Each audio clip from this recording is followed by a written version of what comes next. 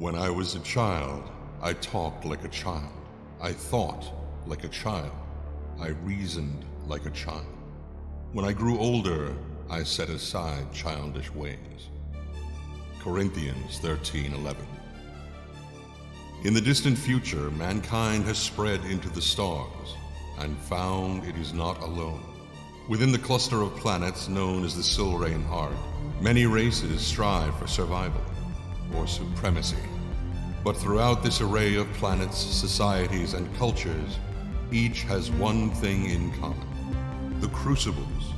Scattered throughout the galaxy, each moon-sized structure contains a core of raw sorium, a form of mysterious energy used to power ships, cities, and sometimes the warping of the fabric of reality itself. Beings who can do this have been given a name: Espers. The power of God has been granted to God's children. It is a time of terror. It is a time of wonder. It is the time of Esper Genesis.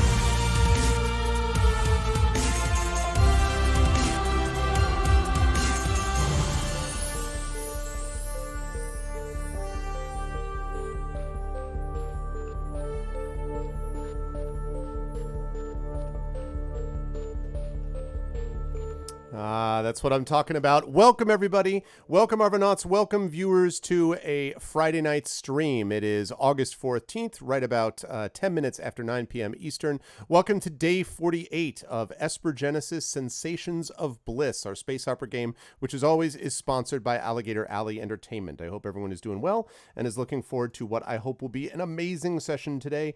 I see that some people talked about having some storms in the area and, power things here and there. And let me tell you how much I feel that's my big mood for me. I know all about the power loss thing as of late, but we're okay here, and hopefully you'll be able to watch enough, even on battery power, that you can enjoy this amazing game experience with these amazing players. Before we go any further, just a couple of reminders about ways to support us here on the channel. If you haven't done so already, please follow us here on the Arvin Elleron channel, where we do a lot of stuff on tabletop role-playing games, story-focused things, story and narrative in games of different kinds. This is the place if you want to do more with that. You can always check us out on our YouTube channel, !ArvTube, which has all the past broadcasts of this and many other streams. !ArvCord is the Discord channel where you can hang out with the Arvanauts in between streams. And !ArvTweets is my Twitter, where you can find out stuff that I'm thinking about, whether it comes to politics or gaming or family or teaching or writing writing or, streaming, obviously, and things of that nature. And I always try to post there when I go live as well. So please follow me over there. That would be lovely. Also, you can find all of this on my website for this channel, arvineleron.com. On the financial side, !Arv Shop is the merchandise area, which has Adventures in Middle-earth stuff, and also has the Infinity and Beyond crew with Curse of Strahd. You can get merchandise for that as well, and we're going to be adding on some Esper Genesis merchandise there in the not-too-distant future, so please support us by getting stuff, some swag over there. You can also support us by the Patreon, which is jumped up now to $2.27 per month, as we had another patron jump on board. So please be one of those people. You can get cool stuff for yourself, character backgrounds, epic poems, copies of one of my band's albums, etc. And you can also get things for the channel as well. Plus, you can get inspirations for the players in all of these tabletop campaigns. So you can jump over there with !Arvtreon. And then we've got, of course, that sub button. We are sitting at 71 subs right now. Would love to see that keep going north, keep going up. The more of those that we do and the higher the Patreon goes, the more stuff that I can pump right back into the channel and into writing, which also affects the channel ultimately. So again, that would be great. You get those custom sub badges, custom emotes, custom flair, and of course, inspirations for the players also. So please consider jumping on board with that. And of course, the publishing stuff, !Icarus for my Icarus and Jelinek graphic novels. And I do want to say, this is important, that we now have an official, or I shouldn't say official, a tentatively official release date for the retail copies of Icarus and Jelinek, my graphic novels. The release date is Tuesday, November 10th, which is the Tuesday after Election Day in the United States. It's the week after, so we'll either be getting over our hangover from celebrating or our hangover from sinking into ultimate despair. So hopefully, either way, it'll be a good time for that. But anyway, that's happening. Should be November 10th. Again, that's tentative, but we feel likely that that's where we're going to be. Very excited about that. We got copies of the pre-retail copies in today. There are still a few of those left, so you could pick up a couple of those if you wish over on Athasart's site. You can check that out with !Icarus. But we're starting to send these out to people for blurbs and reviews, and they look great, and I'm super excited, and it's going to be awesome. So very happy about all of that good stuff. And after November 9th, Big Brother's birthday. Yeah, good stuff. Good stuff. I appreciate it. Also, hi, Lone Wolf. So we've got that. We've also got, of course, !Library, Tales and Tomes from the Forbidden Library from our good friends, Alligator Alley Entertainment. And Trishy Mats, thank you for the resub for 5 months. So happy to be here for 5 months. It feels like longer, Trish. It feels like you're this extremely long-lived with us regular who's been here forever. But of course, Trisha Mats, member in good standing of the Arvanauts, of course, is also a member of the Shadow Crew, plays community D&D with us, and of course is part of the Hugo-nominated Skiffy and Fanty and all that kind of good stuff. So thank you, Trish. I appreciate it very much. Thank you so much for being here. But yes, so !Library, Tales and Tomes from the Forbidden Library from our sponsors here, Alligator Alley Entertainment. Print versions of those coming soon. And !Gray KS, as I have been saying, we're going to be announcing pretty shortly the details about that in terms of whether that Kickstarter is going to be happening in October or February. So stay tuned, and we will give you more information about that with !Gray KS. And of course, !BLM, Black Lives Matter, which is a resource link to give you information about aspects relating to Black Lives Matter, education resources for yourself, for your kids, how to be a good ally, different methods of successful and safe protesting even, and of course, financial places to be able to donate time and resources and energy and effort and money to various causes that connect to Black Lives Matter. So please check that out as well. And while I'm on the subject of that, just before I introduce my lovely players for Esper Genesis, I do want to make one other important announcement, which is, hello everyone, good to see you all, which is that we've got two things coming up that are tied into this a bit. The first is that this coming Sunday, we will have our Speculate and Twitch joint event of Blades in the Dark, which has, of course, Brandon O'Brien, Yoi Gamin Lin, Yori Casano, and Michael Underwood, and Valerie Valdez. Brandon O'Brien, of course, is the GM for this intrepid crew, and they are going to be continuing what has been a really fun adventure on this coming Sunday at 7 p.m. Eastern. We had to reschedule from last Sunday because, again, my power was out and all that, so we had to reschedule, but now everything's good and we're good to go. So that's going to be happening on Sunday. And then the following Sunday, Oh yeah, hey garlic tofu. Speaking of someone who knows something about Athos arts, they look great from what Chris from Athos was showing me. They look really really great, so it's going to be awesome. Anyway, that's happening this Sunday at 7 p.m. Eastern with Brandon O'Brien, and then the following Sunday, again, mark your calendars, the debut of Brandon's own Sound Clash, his tabletop role playing game Sound Clash with the campaign The Clampdown. We have a cast that is in place now, and he is going to be announcing the members of this cast over the course of the next week. So you're going to get a chance to see some teases out for the members of the cast, and you're going to see Brandon also on this channel on Friday, because next Friday, a week from today, we will have my Masters of the Dungeon show. Little Red Dot is not going to be able to be here because she's got a bunch of other stuff that's going on. So Brandon and I are going to be doing Masters of the Dungeon on Friday. We'll be talking about a lot of tabletop stuff, and we'll have more announcements about the cast as well. So that's going to be happening that Sunday. So there's going to be a lot of awesome stuff. I'm very excited for that campaign. It's gotten a big buzz, big response from the community. Again, this is punk rockers rising in the ranks, dealing with rival bands, and using their musical powers to fight against oppression and the man. It's an all-by POC cast. I couldn't be happier or more honored to be hosting it. It's going to be awesome, so you will definitely want to be here. And that, again, is going to be, I believe we have it at 7. It's either 7 or 8 p.m. I have to look at the calendar, a week from this Sunday. So this Sunday, we've got Blades in the Dark with Speculate. Next week, next Sunday, the following Sunday, we've got Sound Clash. So very excited about that. It's going to be cool stuff. D&D with viewers, the new date for that is going to be, I believe I had it as Saturday, the 29th. So right now that is confirmed, Echo, though, again, since that's a reschedule, it could always be moved a little bit, but it looks like Saturday the 29th is what we're looking at. So yeah, that's what we've got going on. So, those are the announcements happening. Very exciting. A lot of big stuff happening. Now, one last announcement that I want to make. I'm so sorry to my Esper Genesis players, but I had a few to make. Last announcement that I want to make is I want to announce a new licensing agreement for the channel. Specifically, I have a new sponsor / license provider of music. This is a company called Green Forge Studio, and I'm going to be putting up more information about them.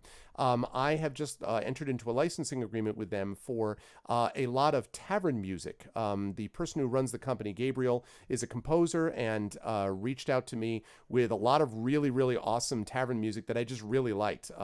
Really good, ambient sound of tavern in the background, and just very good kind of medieval fantasy-ish stuff. I hope that down the line we'll be able to actually get some licensing stuff and some sponsorship stuff for other streams as well. But in the meantime, I wanted to let everybody know you're not going to hear it tonight because Esper Genesis is not quite the same, doesn't quite fit the feel of this particular music. But there's a good chance you could hear some of it tomorrow during the Curse of Strahd campaign. And again, future campaigns, I'm also going to make this available to the community D&D crew. I'll make it available to Emberwind. So all of my campaigns are going to be able to use this if they like. And again, it's about an hour plus of like really, really cool tavern music and all that stuff. So I wanted to welcome Green Forge Studio as a official sponsor / licensor. I guess I'm the licensor of the music that we're going to be using for some tavern stuff and tavern materials. So very cool. So I was cool about that. I felt all super grown up and all, filling out the license agreement for that. So anyway, that's the deal with that. Now, getting ever so greener. Yes, exactly. Now, with that said, the time has come to welcome our wonderful players in. So I have unmuted myself so they know we're ready to go, and then I have unmuted them. And now I'm going to swing over to the amazing crew, which is chuckling about something. I never know exactly what it is, but I just always have to assume they're having a good time with it. It's good times. But I want to welcome my amazing crew. You will notice there is one person missing, and that is because our good friend Johnny Pippin, Video Store Cowboy, currently has no power because he is dealing with heat waves and blackouts. And I was like, listen, there's no excuse for being here because of a loss of power, okay? I cannot identify with people who lose power. No, I did not do that. Obviously, I know all about the power loss thing. So hopefully he'll be able to try to do some kind of remote login with us and kind of hang out with us and play. But if not, we totally understand. Normally, he plays Aramis, an Ashen-Forged Melder. He had a chance to battle against a Melder last time that we played as we were battling Sephiroth. Not really, but it felt like that. Yeah, exactly. So it was good times. But anyway, you will hopefully get a chance to see Johnny. But if not, that is who he plays. I am happy to say, though, that the other three wonderful members of the crew are here, including, first of all, the inimitable Kat Rambo. And Kat, it is a pleasure as always to have you with us as you fly through time and space, as we can see behind you. How's life in the universe with you? How you doing, and who are you playing today? Life is pretty good. I'm actually I'm both in Seattle and Salt Lake City simultaneously this weekend, as well as time out and in space. space. Yeah.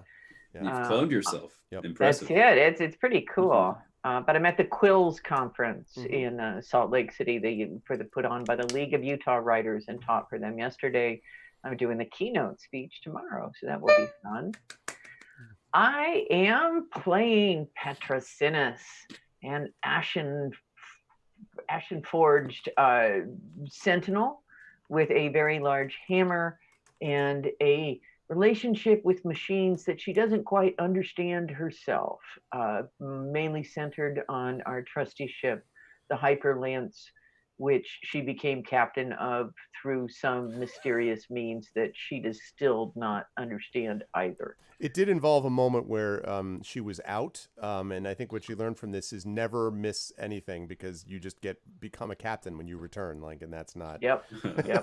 So, yes, she is Thor, and that is basically true. Petra is increasingly Thor, but I feel like is a more stable Thor. Is more just kind of kind of the low, like Thor, but without the wild fluctuations in behavior. I feel like I haven't read any of the female Thor comics. Is Yeah, Thor but as a neither. female, is she more, I don't know, maybe more stable? I don't know. Yeah, it's a good point. My daughter is super into Squirrel Girl as of late. Oh, And, yeah. so Squirrel Girl, as she keeps asking me about all these figures, and I do know a lot of them, except her version that she knows is very different. She's like, Daddy, you know Galactus? I'm like, well, yeah, Galactus was a badass in the Fantastic Four. She's like, well, in this one, Squirrel Girl offers to send into a planet with nuts on it. I'm like, what is this? What?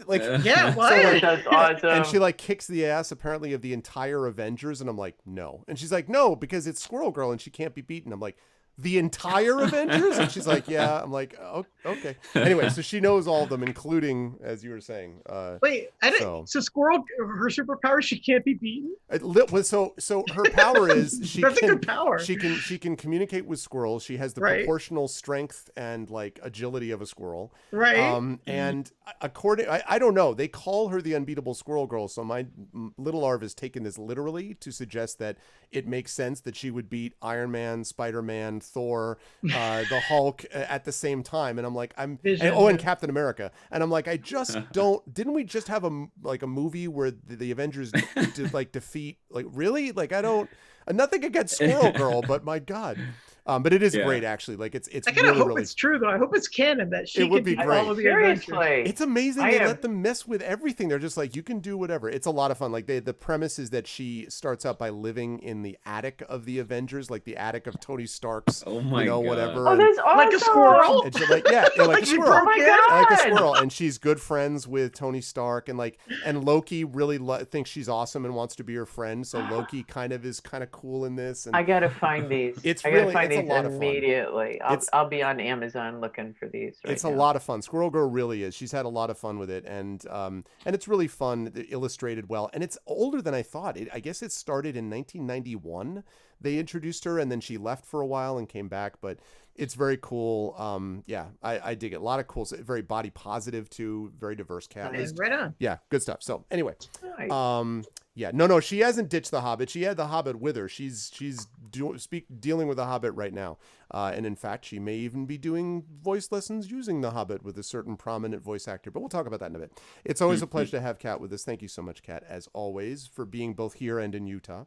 Also, many thanks to our good friend, a officer, gentleman, scholar, and writer at all at once, and that, of course, is Mr. Carlos Hernandez, who is here and has arrived back and is prepared for all things in the fall. You know, just like all professors, we are all ready to go. We are completely have everything nailed down with no problems. We are ready.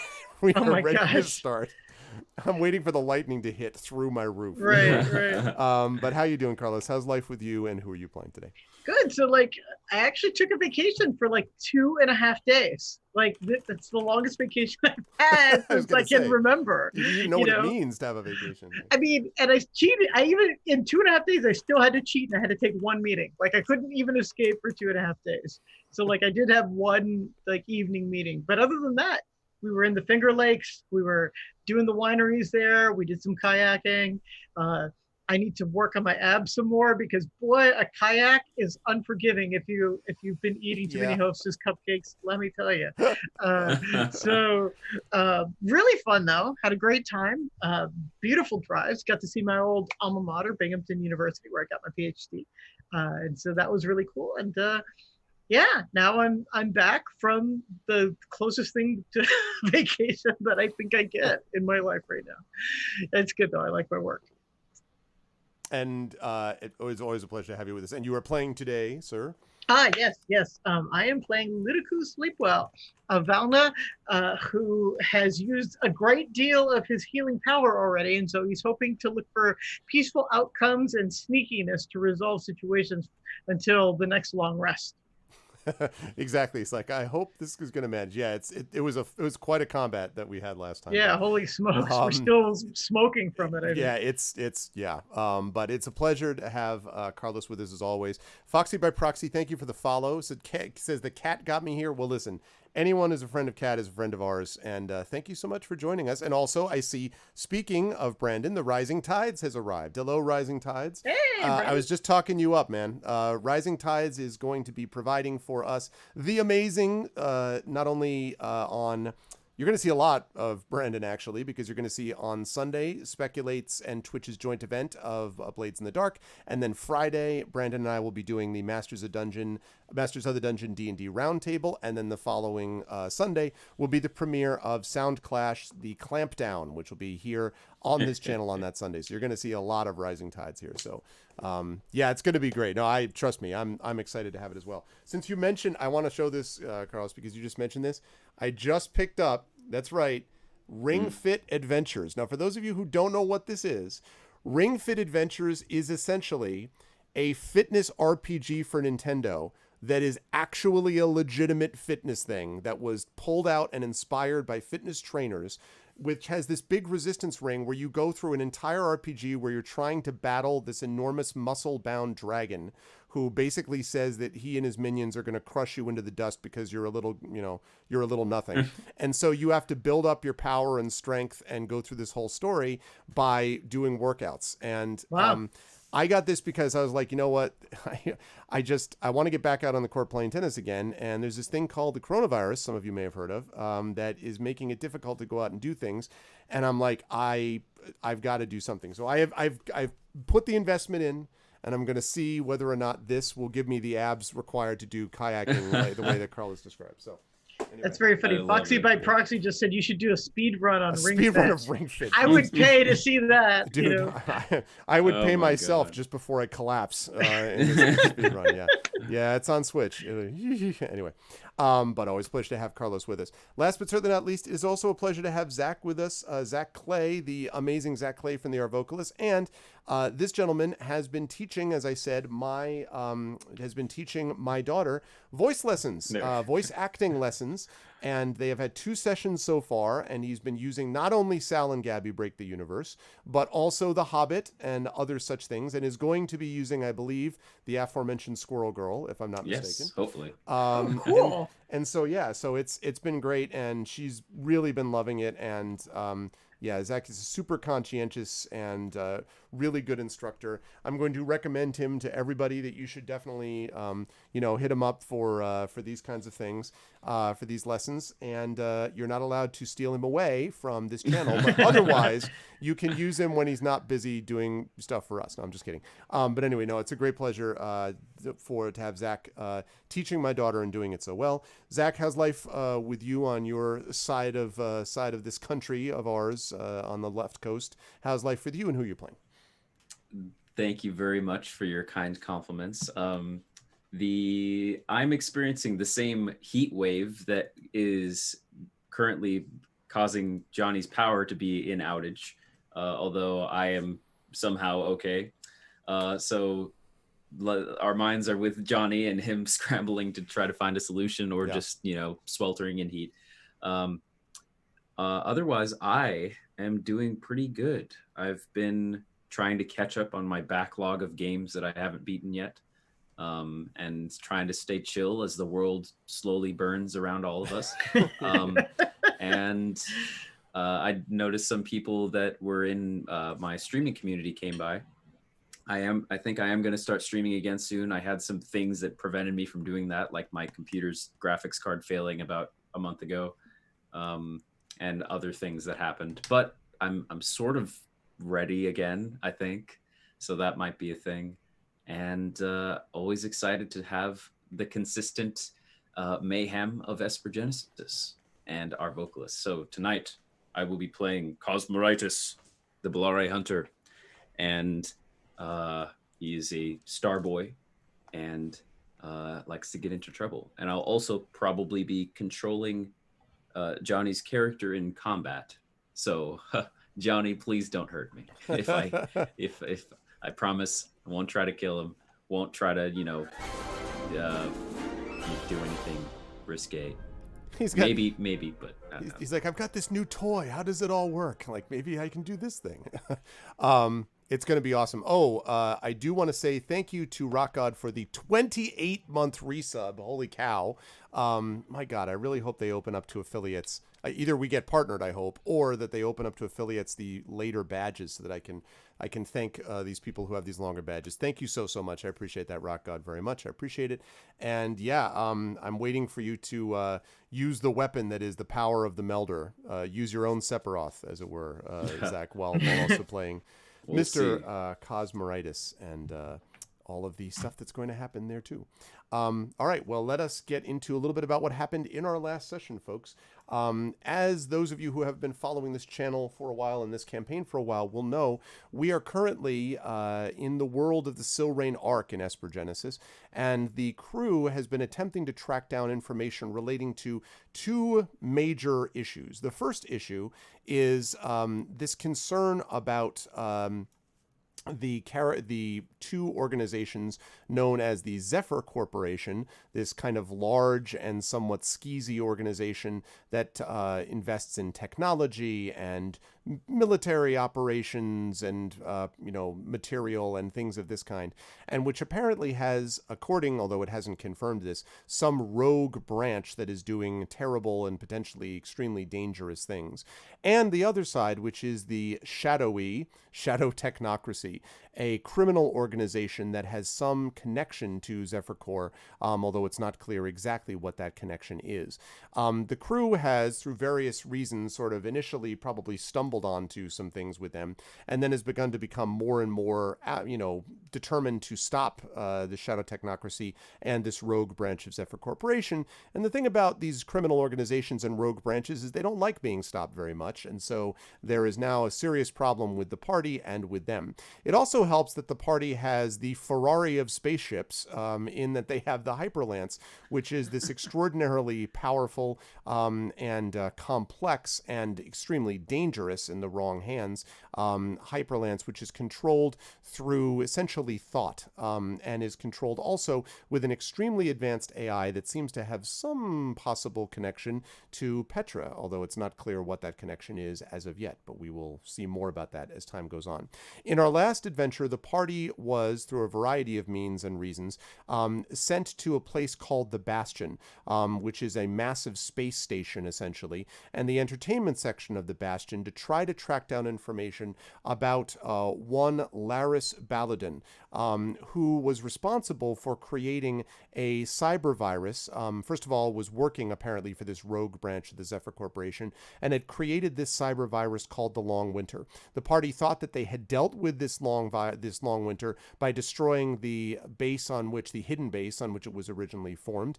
Then they thought they got rid of the last vestiges of it when they went back to Old Earth, to Sector 77, 7 and found a transmitter that was broadcasting some aspect of the cyber virus, the Long Winter, but ended up finding that all they had done, well, they had done quite a bit, but what was left over was this split version of the Long Winter, some of which is inside Cosmeritis, or at least Kaz's suit, and the other side of which is attempting to destroy the party because it is really, really angry and hates all things. And so the party has got this to deal with as well. They track down Laris Baladin and his minions and those working for him to the Bastion, and specifically to Bliss Larkham, who is a sim sort of reality star, if you will, not virtual reality, I guess virtual musician star, who is going to be doing this concert on the Bastion in the entertainment section this very evening. And they track down not only Bliss Larkham, but her manager, Merrick. Turned out when they went in and had a chance to speak to this Merrick, that Merrick was not a particular big fan of theirs, particularly Aramis. And before the party could really gather itself together, they found that Bliss Larkham had disappeared. The party basically managed to get themselves in one way or the other into the club, tried to charge up and find Bliss Larkham, and they ended up going in and finding instead that there were a bunch of mercenaries and guards waiting to essentially ambush the party.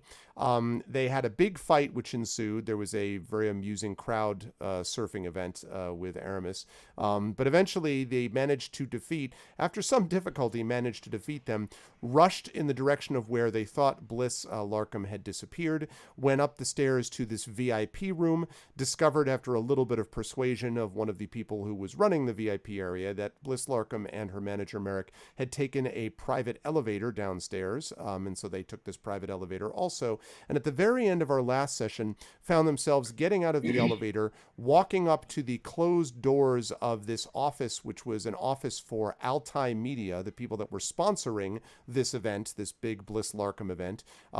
And did I mention, by the way, that the sim interfaces that one uses have been given out, despite their expense, for free to thousands of people in the Bastion? This freaked out the party just a little bit.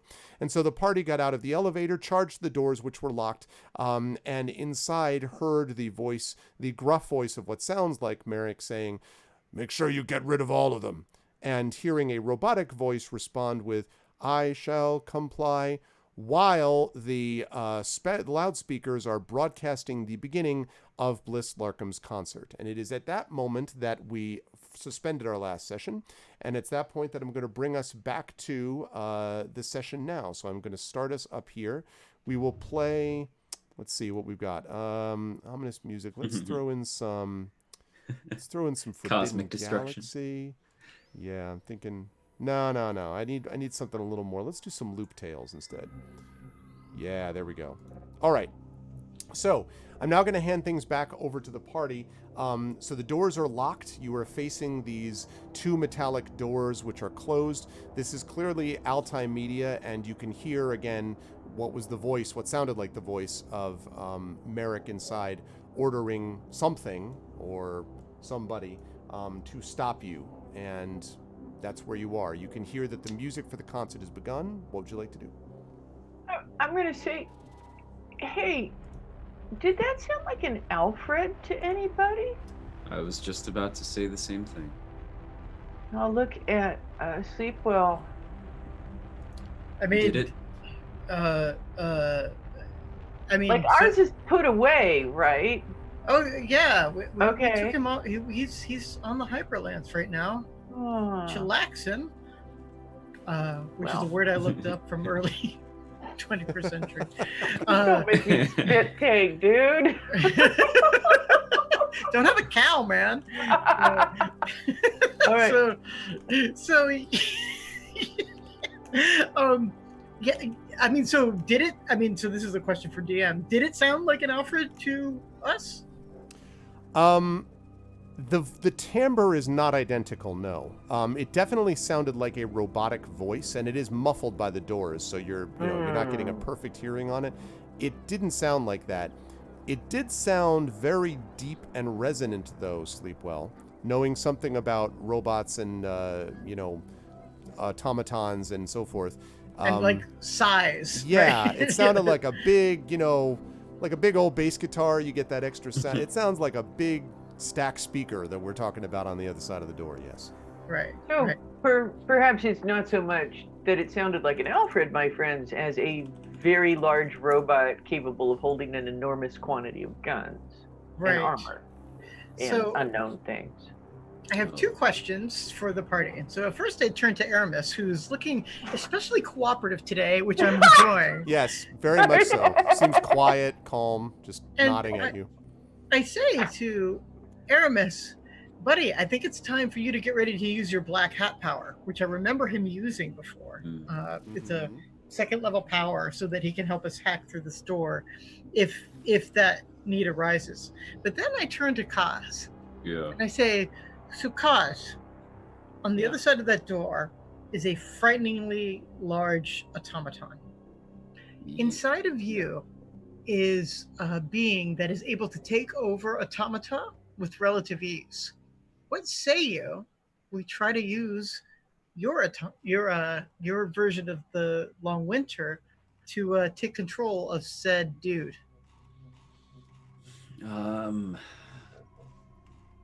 It might be possible. I have to talk to Winter. I don't know how long that'll take, but maybe just give me a second. And if Kaz had eyes, they roll back in his head. And I'd like to visit the ethereal planes, but plane as in Plain, because it's a field. Right. Hear the And yeah, you guys happen to see a small, like, little TV projection in my suit of what's happening. And Oh, those cool. bubbles. Yeah. All right. Okay. So, and it doesn't have to be like the full immersive experience of going into the field and like slowly walking up. Yes, it does. Oh, Yeah, okay. yes, it does. It on. actually has to be. Okay. Dude, it's about the role play. Yeah. It's so much about the role I play. just want So to no have pressure. A quick Yeah. question. A quick question. Okay. That's Okay. all. Just at this image of like you find yourself on the back of this cabin on the water. Like it's like you there's a little sign saying "Come find me" several hours later. I'm just Right. kidding. It's not, And suddenly you're playing Mist. exactly. You said it right. You jump up and down, eat a hamburger, and the rocket ship lands. That's the puzzle quality in Mist. Anyway, still bitter about that game. All right. When you kind of re-access, you find yourself in a similar field to where you have been before, and you don't see anything relating to the Long Winter, but you do hear around you this sort of quiet voice which says, "Well, this is many times to be in contact with me, cuz it must be serious." Yeah, kind of, just a little bit. Are you able to do any sort of hacking or, would you be able to take control of another machine, possibly? Is there a way I can help you to do that? The danger in doing that, though, is the minute that I take control of anything, he's going to know, if you see what I mean. I see. And kind of the whole point of this is that we wanted to find your other half without him knowing and kind of sneak up on him? I don't know the question is whether you think the time is right. If he finds me now, at a time of his own choosing, I'll do my best, but I can't promise what the result would be.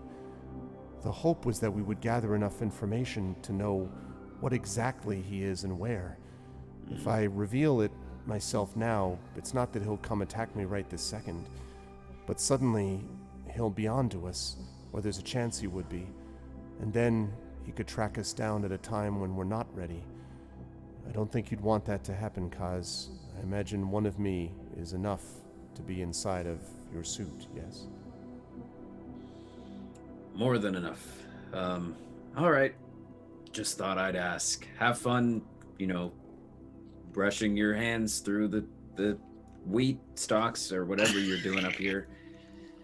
This is a construction for your benefit, but if you want to say I'm in the process of meditating, I'd say that's fair enough. I would be careful, though. It sounds to me like there's some serious disruption happening right now in the networks. You might want to hurry things up. Figured. Thanks, Winter. And I... No, he's not going to help us.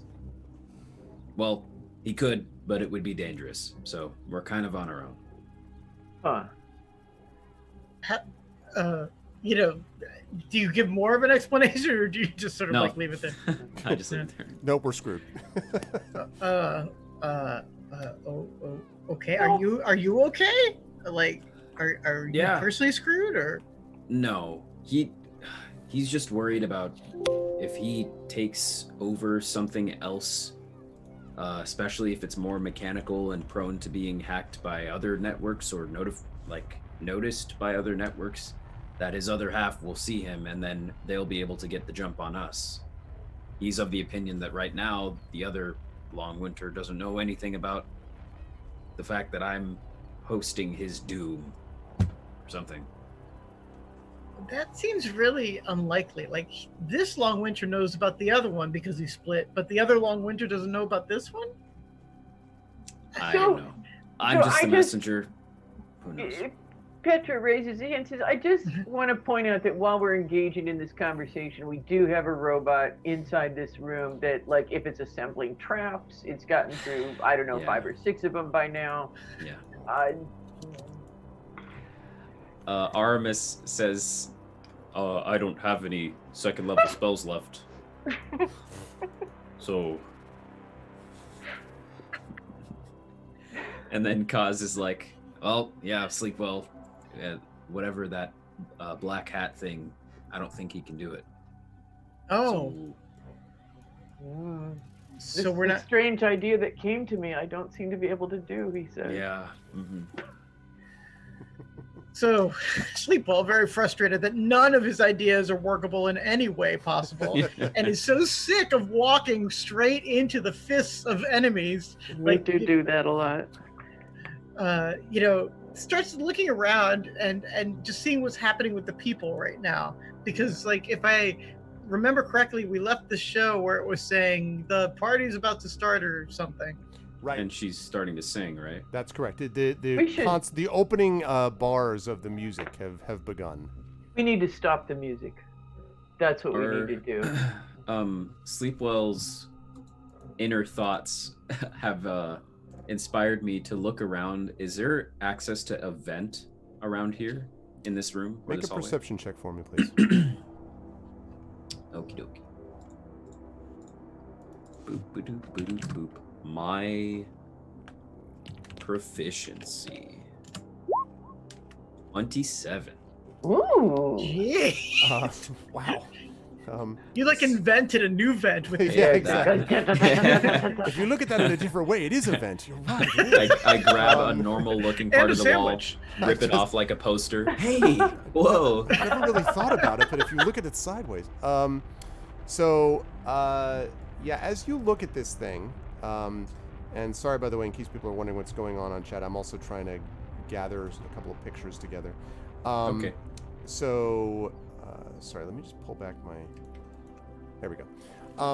So as you look around, you don't see a vent, but you do notice something else, which is that there is something on this door. So there are these two double doors, as I mentioned before, and you can see that there's something a little bit odd about the doors themselves, in that they seem to be ever so slightly, and you would not normally have found this without the benefit of an extraordinarily good perception roll.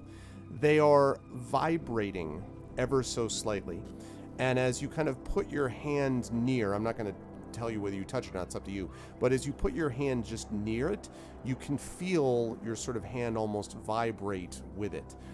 That almost certainly suggests that there is some kind of magnetic or electrostatic seal on the other side of this door that is keeping the thing at the moment closed. Doesn't mean these things can't be like broken into, but it means that like A, that's expensive, and B, that isn't normally something you put on a dressing room, you know. So yeah. Good night, Rising Tides. Well, Magnetic, you say? when in doubt, go for the room that people are trying to keep you out of is a good maxim. See. I might have a solution. I mean, one of us could normally just try to, like, hack it open just with a skill, but,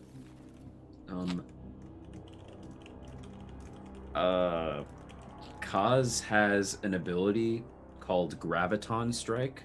Ooh. I don't know if that would have, I mean, magnetism and gravity are not the same thing, but I don't know if that would have any bearing on, I don't know if Kaz would know if it would have any bearing on trying to get this door open if he focused a strike of some sort with that ability.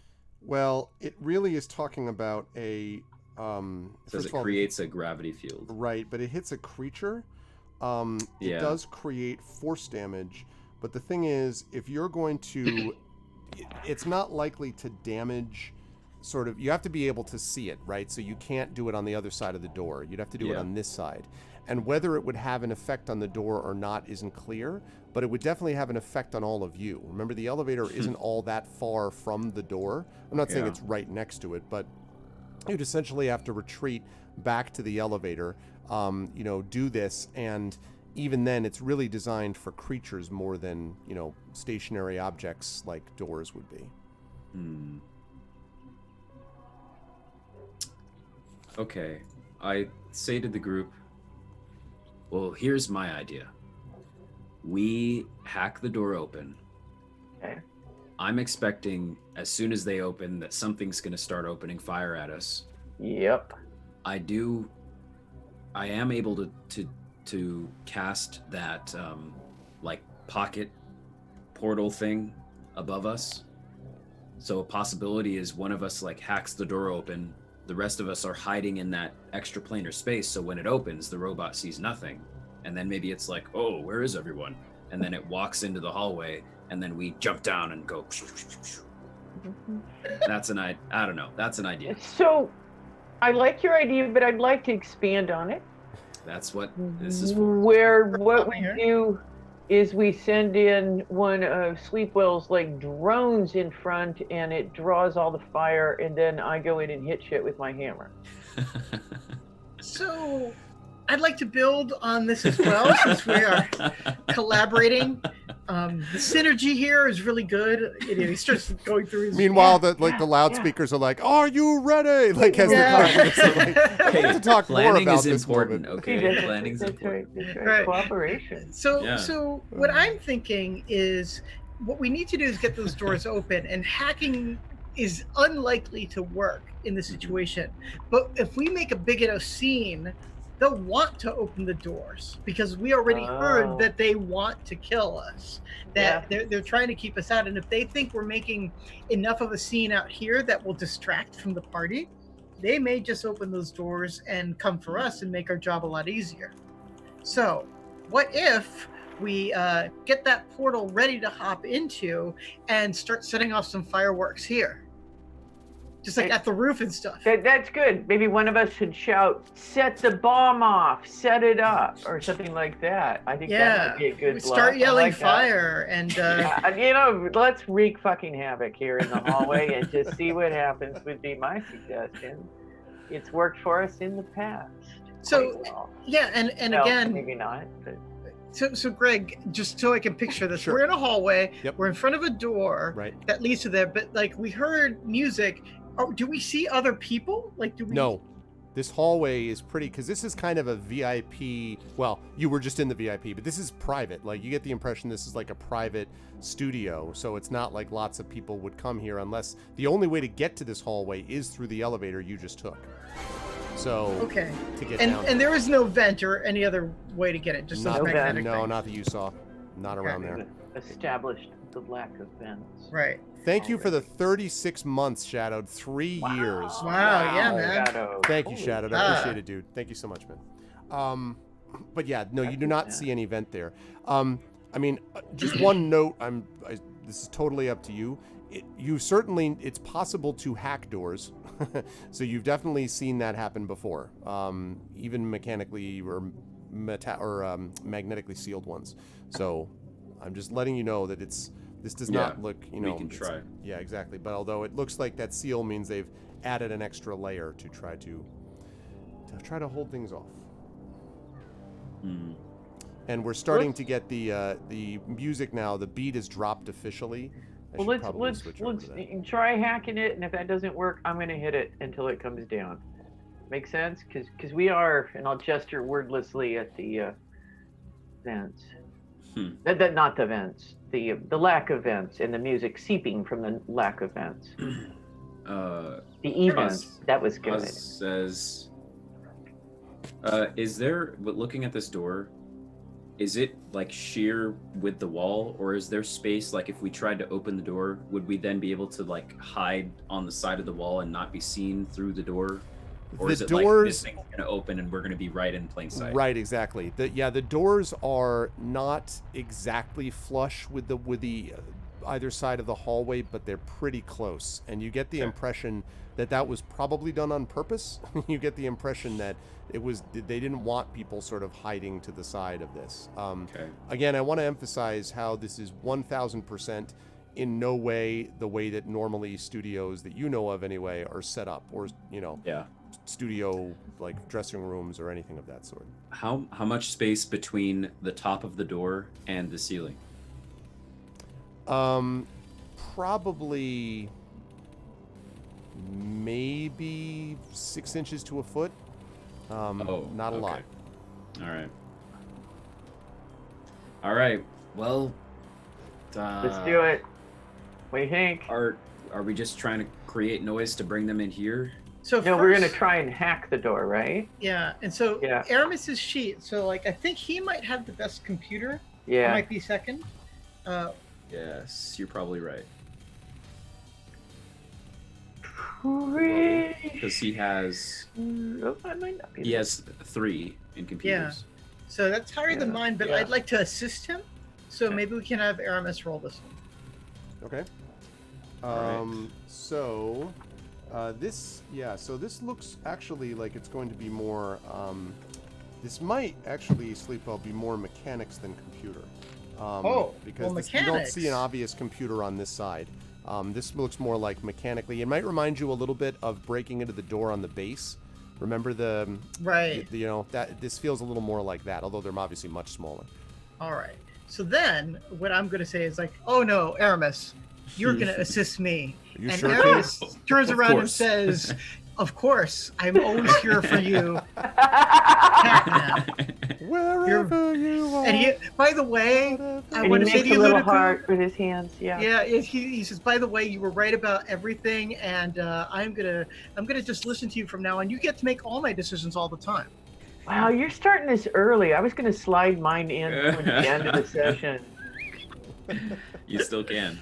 Okay. Okay. You all just remember how high you've set the bar for when you happen to have to miss a session, and I'm just saying, like, just keep that in mind. We're never freaking missing. Yeah, exactly. Yeah. Well, I have to go. There's a hospitalization. No, it doesn't matter. I've gotta be here. Okay, so can Aramis assist me? Well, yes, I would say that Aramis probably could assist you. What I'll do is I'm going to have Aramis also make a mechanics check. If he succeeds, then he can add +2 to your check, Sleepwell, is what I would say. Okay. So, Kaz, would you roll for Aramis there? Yep.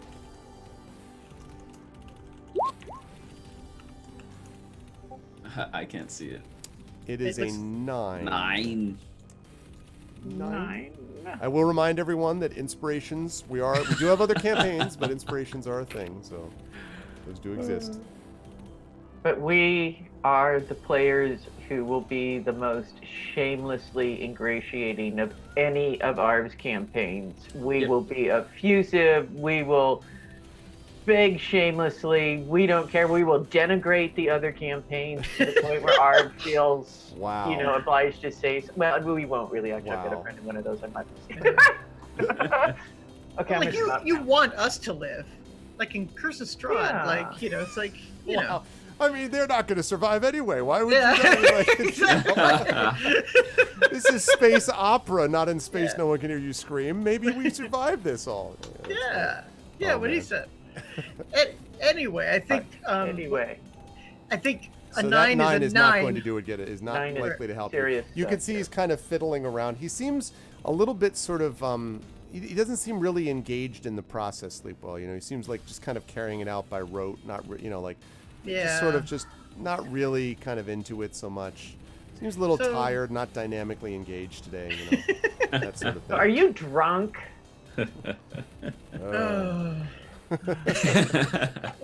So I'll go ahead and take my roll then. Okay.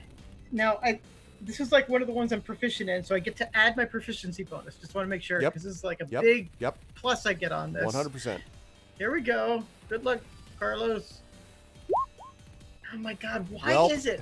So you're like, Why is it? you're like, look, let me do that, and you start coming in, and you're like, wow, this is what there's the double seal on the other side. At this point, Bliss has begun to sing hauntingly, and you can't obviously. It seems not only muffled, but sort of sounds a little weird, and it occurs to you it's because you don't at the moment have the sim interfaces on yourselves, so you don't know what that all is right now. But it's just started.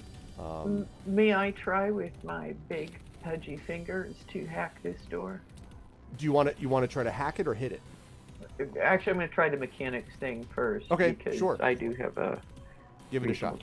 Because it's not Dex. If it were Dex, it would be a different matter. Oh shit! Sorry. I saw that.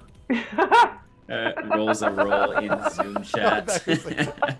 Hey, It is wait, unsuccessful. you know what? Since 19.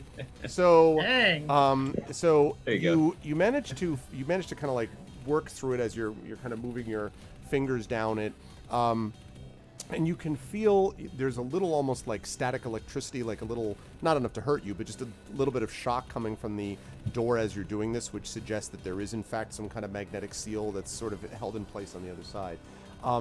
And the 19 is not enough to break through this. This thing is apparently designed to hold on very strongly.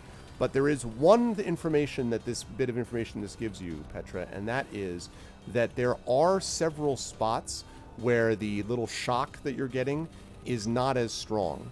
And it occurs to you that it is possible in spaces where the seal is not as strong to bash the bejesus out of it. So All right. there is something to be said for that possibility, which you might not have known if you hadn't succeeded in this, because you happen to see a couple spots you could actually aim for. I would like to do so when I can. Is this now good, or do other people When you want can to do feel your things? fingers. I was gonna say. Kaz is gonna say, since it came in really in handy the last time I used it in a time we didn't expect, I'll save the dimensional pocket unless we really need it. And I'm just gonna post up at the end of the hallway and get ready to snipe, I guess. Yeah, I'm All gonna right. take out my electric baton and just kind of like be near you. Okay. Mighty moment. I'm ready to roll. I'll This just can be an athletics glanced check if you over want it. to do this, by the way, Petra. No, I'm gonna smash it with the hammer. Do Okay. a combat roll. Is that all right? Well, the athletics check No. is not if you're going to use those spots. That's why I mentioned that, like, the places in the Oh. field are targeted, if Okay. you will. So, like, you are smashing it, really. Then I But- will. You know. So I don't have athletics, so it's just a strength bonus in that case, correct? Yes, that would be right. Although I'm a little surprised you don't have athletics there. But okay, that's fair. That's fine. Yes. So that would be your strength bonus then. All right. I'm about to hit return. Just mentioning that, chat. All right, hitting return. Boom! Oh, the mighty 13. So. Don't you wish you had inspired me? That's right. I mean, listen, inspirations remain a thing. So you sort of haul off and try to, hit, although you do so with some care as well. And when the hammer impacts, there is kind of, first of all, a kind of bzzz, like there's a spark between both your hammer and the door. You can feel it kind of run into your arm, and you get that very unpleasant hit my funny bone feeling, as this does it. But you do see the door shudder, like whoa, whoa, whoa, as if, you definitely hit a spot that was not as strong as some of the other spots, but did not break it down. Mighty boom. Well, folks. You can give it another try. Just be aware that as you give it a try, time passes when you do. But Right. that's it. Can I whack at the same time? Let me think. If Petra points it out, like where the spots are, because there's a couple of them, you could try to coordinate it, yes, and you could try to do a strength check at the same time. And I would do the same thing we were doing with mechanics. If you succeed, then you can aid Petra with a +2 to her roll. And I will count it out so we can strike in unison. Okay. And here we go. Whoops. All right. I'm doing it in the correct window. All right. Does a 13? 13 No. again does the, whoa, whoa, whoa, whoa, and, Sleepwell hauls off, I've got this, and then doesn't, you're does not really, you're not sure if you hit it quite in the right spot, Sleepwell, but it doesn't kind of, again, it gets a little bit of this, hits back, and you feel a little buzz up your arm, and, type of Now, thing. my staff, I will remind you, it is electrified. Oh, yes. And thanks to modern physics, we know that electricity and magnetism are connected in the realm of electromagnetism. That's so true. the fact that it discharges, does it have any kind of effect? Well, and I think that's the thing, because Petra's hammer also has a little bit of an electrostatic aspect to it. Both of those weapons, the reason, like, Petra may not know this, but you do, Sleepwell, the reason you think that the door is wobbling is because the seal is being disrupted when you hit it with these weapons. Yes. So it's doing something, it's just not strong enough to override the magnetic seal. I think we just whack it again. The song now seems to be entering its first chorus, from what you can tell, by the way. Kaz is at the end, the elevator end of the hallway, just ready with his scope and his sniper setup. Okay. I'm actually going to cast... I'm going to cast Destroy Door. Okay. This 3rd level talent. Right. I'm going to cast Impact Drive, which lasts for a minute. It means the next time I hit with a weapon attack during this power's duration, it adds force damage, could possibly knock a creature prone. So I'm just there casting it, waiting, and then hopefully they open it in the next minute. Okay. We shall see. All right. Petra and Sleepwell, if you want to give that a shot, you can make those rolls again. All right. This time you're like, look, I know my physical roll. Look, pow. Okay, so yes, you do seem to strike in the right way. So that's going to be a +2 to whatever roll you make here, Petra. All right. That All is right, a plus- 21. So 21 with that +2. So Sleepwell's like, look, and, hits it at the same time. Petra, you give it a solid blow, but a targeted blow. And as you hit it, the door wobbles again, and then there's this poof, and then almost as if something, you almost can see the shimmering stop, and the door then kind of pops, just sort of straight out on its foundations, so that it is slightly open. It's not open all the way yet, but it's definitely unlocked now. Unlocked. Yes. Okay. Still, I don't want to say closed, like it's ajar, but it's not all the way open where you can see inside. I thought it was a door. So, so I look at Petra. It's like, do you want to do the honors? Sure, I'm going to kick it open and stand back. Okay. So this is adorable. Hey, Prince Justin. Good to see you. What's up, man? All right. You give it a solid boot, and the door, which again popped open in your direction, actually and then flies open. And so the doors hit on the side of the hall, and you find yourself inside, or at least staring at the inside of this room. You have finally reached Bliss. The room is an opulent studio, and you can see that Bliss is lying on a recliner, wearing this new sim interface on her head. She's not moving, but her eyes are open and glowing with a silver radiance. And you notice that she's not singing either, so something is happening up in the mental capacity. It does not look like you have much time.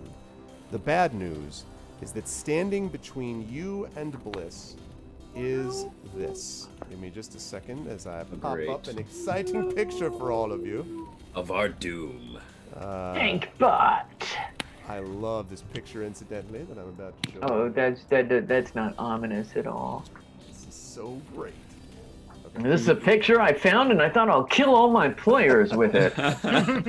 Yeah. You know what would make this picture even better? If it was standing over my dead players. Yeah. That's right. It was covered in blood. Yeah, exactly. And Break out players. the Photoshop. I don't appreciate you hacking into my computer and listening to me talk about these things. Bob, because this is exactly how it was. Whoa, no, I don't want to do that. No. I want to do... Okay, there we go. Alrighty, so what you see is, I will pop this up on the stream first. Okay. You see this thing standing in front of you. There we go. Oh, This great. enormous, essentially, like, so it's an opulent studio, and standing about, it's maybe 10 feet tall ceiling, maybe 15, a little higher than that, 15-foot ceiling maybe, and standing about 7.5 feet tall is this enormous mecharoid that you can see Mecharoid? and you can see it's got rockets, It's chain been taking some gun, Mecharoids, too. guns, all this stuff, right? Seriously. And standing between you and Bliss is not only this large mecharoid, but Merrick. And Merrick sort of has his arms folded and is staring at you with a mixture of disdain and the slightest smug smile, and then turns and says, "Deal with them," and walks away a few steps as the mecharoid, "I will comply," and I would like to see some initiative rolls from everybody. Just give me 1 second here. Would there be a chance whatsoever for Kaz to, in all of that time of the door opening and that happening, for Kaz to have taken a shot Yes, before the Merrick problem walked is away? not without, yes, but not without hitting your party. The problem is that your party, it's not their fault. The doors opened, and like, so you're standing trying to sight over them. Okay. You could try maybe to take a shot, but there is a risk that you'll hit one of them because of where things stand. Also, there's a possible risk because the room on the other side is not that wide. I mean, it's pretty tall, but it's not that wide, cuz you could even hit Bliss. Again, unlikely, but it is possible. Well, but maybe he's trying to hit Bliss. Maybe he's trying Well, to yeah, like, I mean, do if a you Lone want to try to Ranger just kill shot Bliss, I mean, and- listen, I don't know. Well, not kill Bliss, but like just shoot, with a scope, that little device right off of her head. It's I would be impressed with myself if I did that. I would also be impressed, but it would also make short work of this. this mecharoid. All right, Okay. let's stop with the loop tails, and instead we've got a little bit of that club music playing on in the background. But what we need here is some combat music.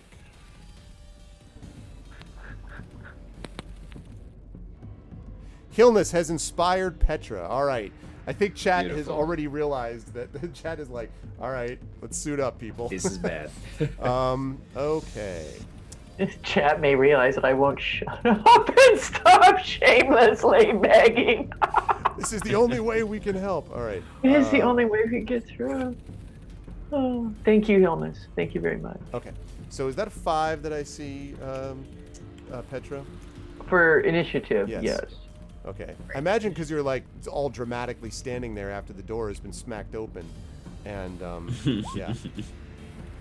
See, Kaz, and what I just said about you figuring out like how to like aim properly. That's why you get a 3 out of this. I'm kidding. You All get right, a I 10, got it. right? I know. Yeah. I know. I'm just joking. I know. However, Not much Sleepwell better, is though. like Sleepwell is ready. Like Johnny on the spot. Like we are good to go. Let's go. Oh, I'll roll for big 20. Aramis. Yes, Let's thank you. see. 8 for Aramis. Okay, it looks like HK-47 from Knights of the Republic inside another robot. Yeah, it's like the turducken of Esper Genesis. It's like HK inside IG-88 inside looks a Inside little of a like me. roid. inside of something from Pacific Rim. Like basically that's the. The Okay. Energizer Bunny inside. Exactly. Okay, and that was Aramis. Yes, Zach, you as just at 8. All right. Ha! Yes, we're making an inspiration lion bot. Great. I don't know how that would work, but it's such a good thing that I think we need points just for the.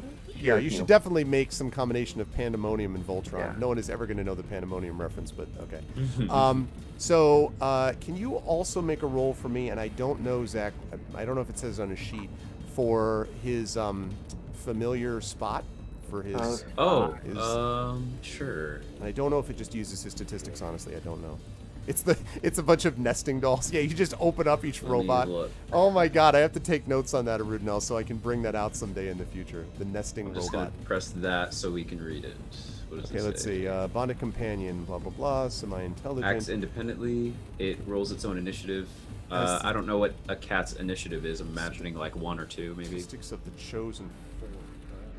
Well, they're agile little things, so surely they must get a plus. All right, let's pop this up and see. I don't think Esper Genesis has separate ones. Do we have the Esper Genesis guys so we can give them shit about the fact that the rules don't cover cats? They do in the threat Shipboard, where's database. the shipboard pet section? I know we need Von Ether. I know that that Brian Dalrymple tweeted us out today. Have a good weekend, Echo. Thank you, man. Okay. Well, for now, we're going to say that that's a +2 is what the cat has for Okay, Dex. I will Fair enough. roll for that.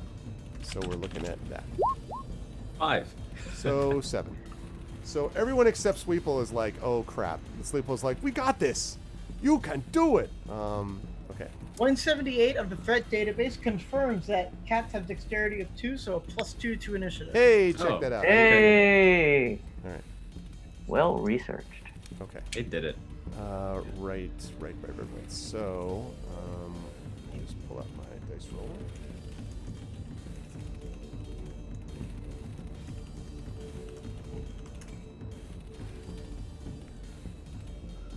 Okay. And let's see, we've got that going on. Right. And this.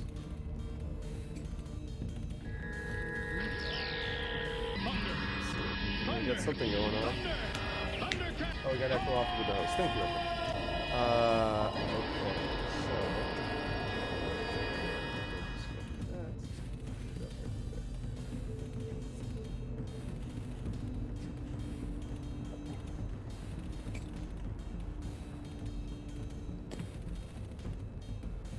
Okay. Right. Okay, so.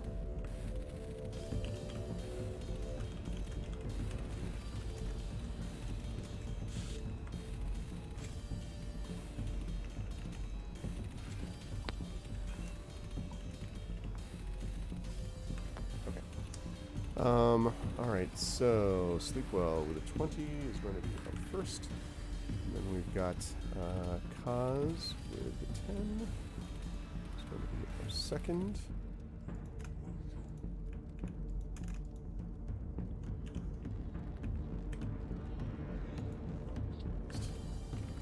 At least as far as the party knows. Okay. Let's see, Aramis with 8. Spot with a 7. And Petra with a 5. Okay. Right. So, okay, Sleepwell, you are up first. What would you like to do?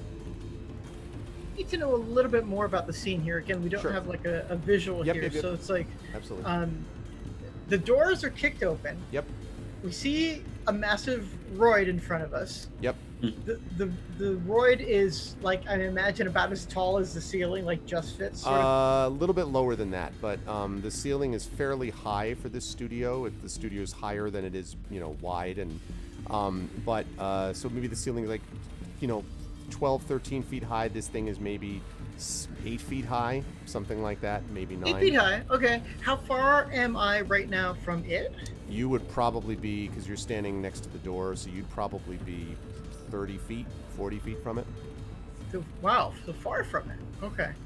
And how far beyond is Bliss? Probably Bliss, thank on you. the bench, maybe another 15 feet past it. They're standing closer to Bliss than they are to you. Or the Mecharoid is standing closer to Bliss than to you. So another 20 feet beyond, is that what you said? 15 feet, maybe. 15? Yeah. Okay.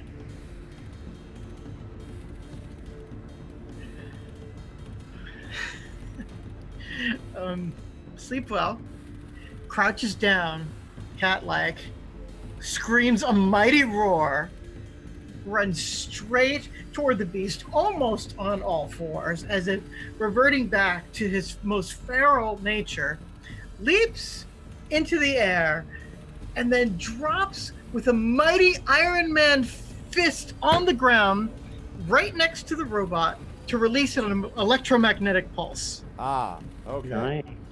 So, wablam. All right. Wablam, indeed. Well, and so the thinking is an electromagnetic pulse. It radiates out 30 feet, so this will be enough to catch Bliss as well, and whatever devices are around her too. True. That is true. Okay.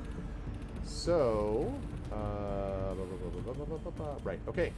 All right. So let's see. With the EMP pulse, let's figure it out. Make sure that I am. Page 72, if you want a quick reference. Thank you.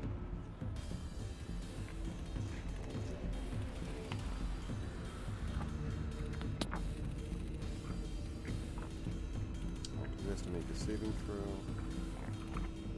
It's an intelligence saving throw for the Roid.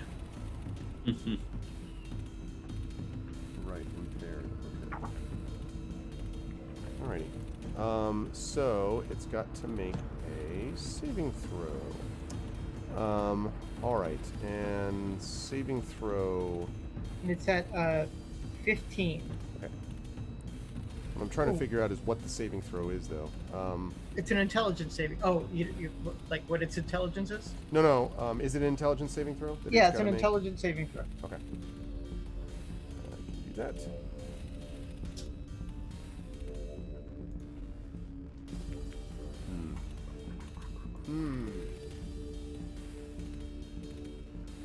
Okay. So you do this, and and it sort of goes out. The Mecharoid kind of, which is aiming towards you as you sort of head towards it, kind of bursts, and you can see little electricity kind of moving up and down its form as it kind of shivers in place. It appears that you have temporarily disabled it, although you can already see that some of the electricity is beginning to dissipate. It must have maybe some internal protocols to prevent being affected by this as long, Sleepwell, but it definitely does seem to have impacted it. So that's the good news.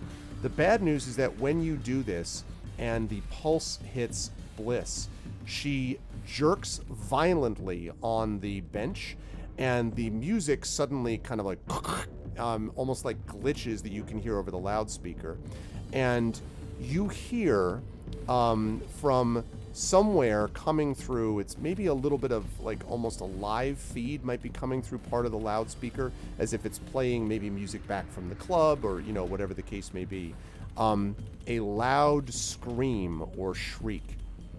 And it's not from one voice. It's as if many people all at once have felt some terrible pain. Ah! So that did not do what I had hoped it would do, which is to disrupt the signal. Okay. Definitely I used disrupted something. Well, didn't disrupt so much as exaggerate. Maybe. Something, That could be, yes. I mean, okay, well, that's my movement. That's my action. I don't think I have any bonus actions. But I guess as a free action, I'll just get out. It's like, we need to detach Bliss. My thing didn't work. Do things that will. to everybody else. Okay. Next up is Kaz. Really? At 10? Yes. Did Oh, not wow. roll particularly well. Okay. Remember who you're with. Yeah, I'm surprised. Okay, that's cool. All right. Kaz is. Merrick doesn't happen to be in the shot anymore, does he? Or in the line of me being able to see him from the hallway? Yeah, not exactly. Although he hasn't run away, he's just moved back. Although after Sleepwell's Iron Man moment, he's now turning back in your direction. Okay. I'm going to take a shot at the mech. Okay. From here. Maybe I'll step so I'm maybe only 40 feet away from it, actually, with my movement. Okay. Or basically as close as I can get, but not closer than 40 feet. And then I'm just going to use my sniper. And then has a minute gone by since I used that impact drive, or is that still up? No, but I would say probably a good 40 seconds. You'll probably get 2 more rounds of this before it dissipates. So Okay. if you were to use it this time, it'll work. All right. Okay. Yeah, I'm gonna just go for my sniper shots. Okay. And towards Merrick or towards the Creed, because technically you could. I know you were aiming at the Mecharoid, but you could take a shot at Merrick if you wanted. He's got his back to you and is turning around, but he's not completely out of your view. So you could take a shot at him. Or the Mecharoid. I mean, obviously, whichever. if he's in view, then I actually would like to shoot at him. Okay. And then has it been his turn in initiative yet, or no? Okay. So then, as a part of being a hunter, I have advantage on attack rolls against creatures that haven't gone yet. Yeah, to be accurate, he hasn't actually he hadn't taken initiative yet until... Yeah. But now Sleepwell has gotten his attention, and he is going to be taking initiative now. But anyway, yes, so you would get that benefit. All right. I'm going to go for it. Two shots with advantage. So let's see. Okay. First one is an 18 or an 8. How about an 18? 18 will hit. Okay. And I'll roll the next shot as well. How about an 18? Okay. Or a 12? Will also hit. 18. Okay. Those are gonna do the sniper rifle's damage plus sneak attack from the specialist plus the impact drive. Okay. So that'll be just the weapon is gonna be 2d8 per shot, and then the impact drive says he needs to make a strength saving throw. Yeah, I was gonna say, what's the DC? Yeah, it says the first time you hit with a weapon attack, the weapon unleashes a burst of concussive force, dealing an extra 1d6 force. Additionally, if the target's a creature, must succeed on a DC 14 strength saving throw or fall prone. Okay. Absolutely did not make that, so gets blown back onto his back. Wow. All right, perfect. With a shriek. Or with a scream of pain, not a shriek. And then the extra d6 from that. Plus I just want to. It's a lot, It's like especially on the first turn. It's 4,500 not as points of impressive. damage. Actually, it's not is- as impressive on the other turns. Also, is this an Esper power or effect that you're doing this on, now that I think of it? The impact drive is. It Yes. is, yeah. Okay, hold on a second then. Okay. Yeah, nope. That one gets blown backwards for sure. All right. D6 plus my dex, and then for this first turn only, wisdom 2. Okay. 700. It's gonna be a lot. Damage, yeah. 35. 35 damage, wow. But that's all of it, Okay, and I lose about half of those benefits after this turn, okay. and that's my entire turn. I'm done. All right. Well, You he's don't have a lying bonus prone action and shot? he's I thought not- you had a When I shoot with the sniper, it uses my bonus action. Ah. So that's kind of the caveat. It's a lot of damage, but I don't get a bonus. All right, so you Black Widow it. To Yep. use it. All right. And that leads us to Aramis is up next. Okay, Aramis is going to definitely do something violent. Gonna run wildly to how get away about- from my friends. How about his favorite lightning whip would be cool, which I see is sort of like a witch bolt. Yeah, we'll go for that. I'm gonna use that on the. Yeah, our Aramis is gonna assume that hopefully Petra and Sleepwell can keep this mech busy at least for this round. So Aramis is also gonna target Merrick with this, with a 14 to hit. Okay, that will. Actually, that a ranged attack? It is. Okay, it's gonna be a disadvantage because he's prone. Very true. So the lightning whip rolled a 14 and a 20. Do you want me to roll it again? Because technically with no, that's disadvantage, fine. it That's would- fine. So it would be right. So disadvantage would be at the 14. Okay. No, that will still hit even despite Okay. that. All right. So it says, streak of electricity lashes out. Make a ranged channeling attack on a hit. The target takes 1d8 lightning, and the whip latches onto the target. On each of your turns for the duration, you can use an action to deal another d10 automatically. On their turn, they may free themselves by spending an action and succeeding on a con saving throw. Okay. So I'll give you that d10 of lightning damage. All right. So 2 lightning damage. Okay. Zap. Not And happy then- about that. Aramis is gonna at least step into the room if he didn't already have to do that to get in range for the lightning whip, Okay. and that's it. All right. Is Spot going to do anything in particular? Spot is going to get as close as Spot can to Bliss. Okay. I would say probably can get pretty close.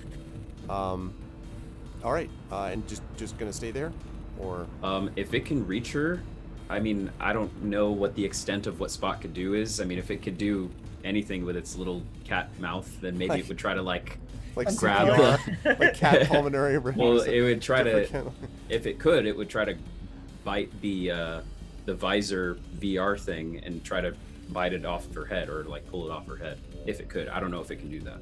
Okay. Otherwise, it'll just wag its tail. Okay. Well, you'll be able to get to. I would say that Spot can get to her. Okay. This turn, but probably couldn't do what you're describing. Sounds otherwise. Okay. I did mention how terrible the roll was for the initiative, and so that leads us to Petra, who is What up was next. that even necessary? I'm just pointing out. To be clear, this is not the level of the quality of the initiative roll, but it was how bad. No. So Petra, you were up. The So- Mechoroid is kind of like still kind of shivering a little So, bit. I do have a question, Sure. and that is that I would like to hit it with my hammer a couple of times, but my question is whether I can also use an Esper power to help my buddies, which I had here just a second ago, which is bolster. Can I do both bolster and hit this guy? Because if so, I would like to do that. So bolster is going to be an action. Okay. If you are, because remember you got to move forward to engage this thing, which is going to take up a move. So I would say Okay. you can't do both. Okay. Yeah. Then my preference is to whack this thing. Okay. So you And can move I- up and attack it. It is possible for it to try to dodge. That is available to it. But that's pretty much all that it can try to do. I would like to use the inspiration that Hilness has magnificently bestowed upon me on this first hit. Okay. You may absolutely do that. So go ahead and use that inspiration. Okay. So the two rolls are. Oh Jesus! Does a 14 hit? A 14 is not going to hit. No. In fact, your hammer just like Figures. practically bounces off. Doink. All right, but I do have another attack. Yes. Second attack. You sort of look around to make sure no one saw that, and you're like, right. Well, I'm just sizing it up. A couple of practice swings. Nobody saw that, and this is the moneymaker. Hey. Is it 20 All right. hit? A 20 will hit, yes.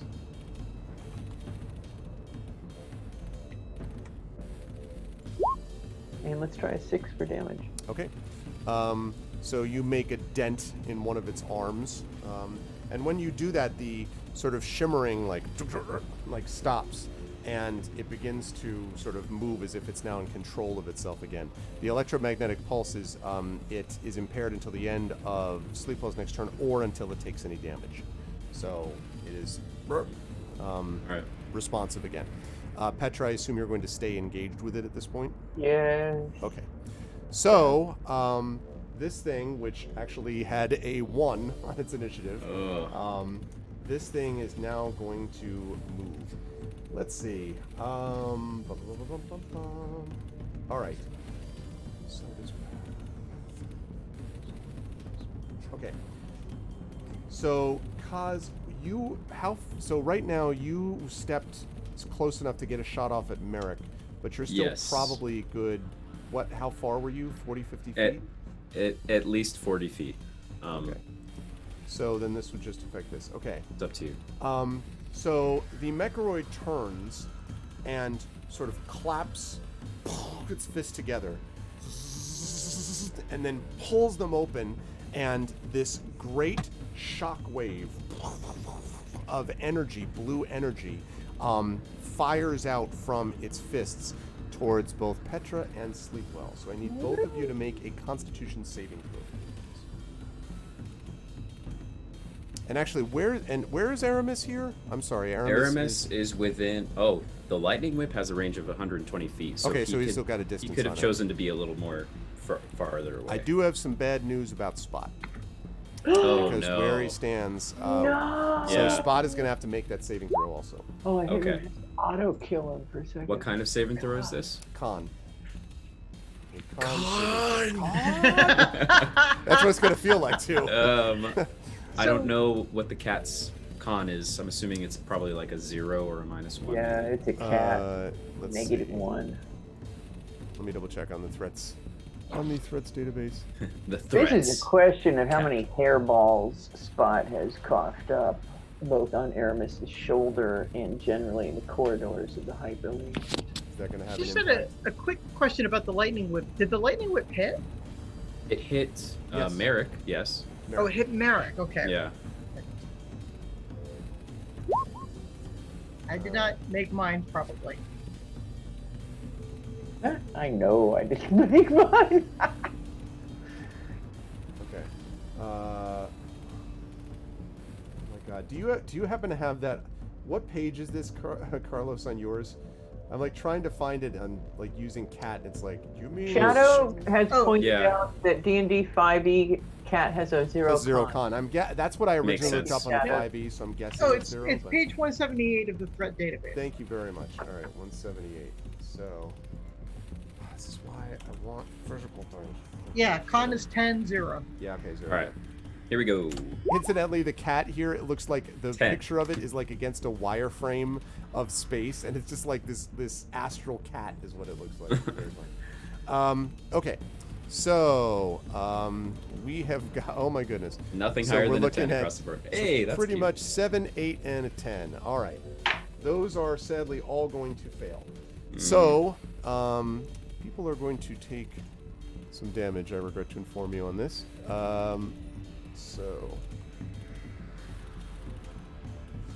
Okay, so Sleepwell, Petra, and sadly Spot are all going to take 20 points of damage here, lightning damage. How many hit points does the cat have? 2. 2.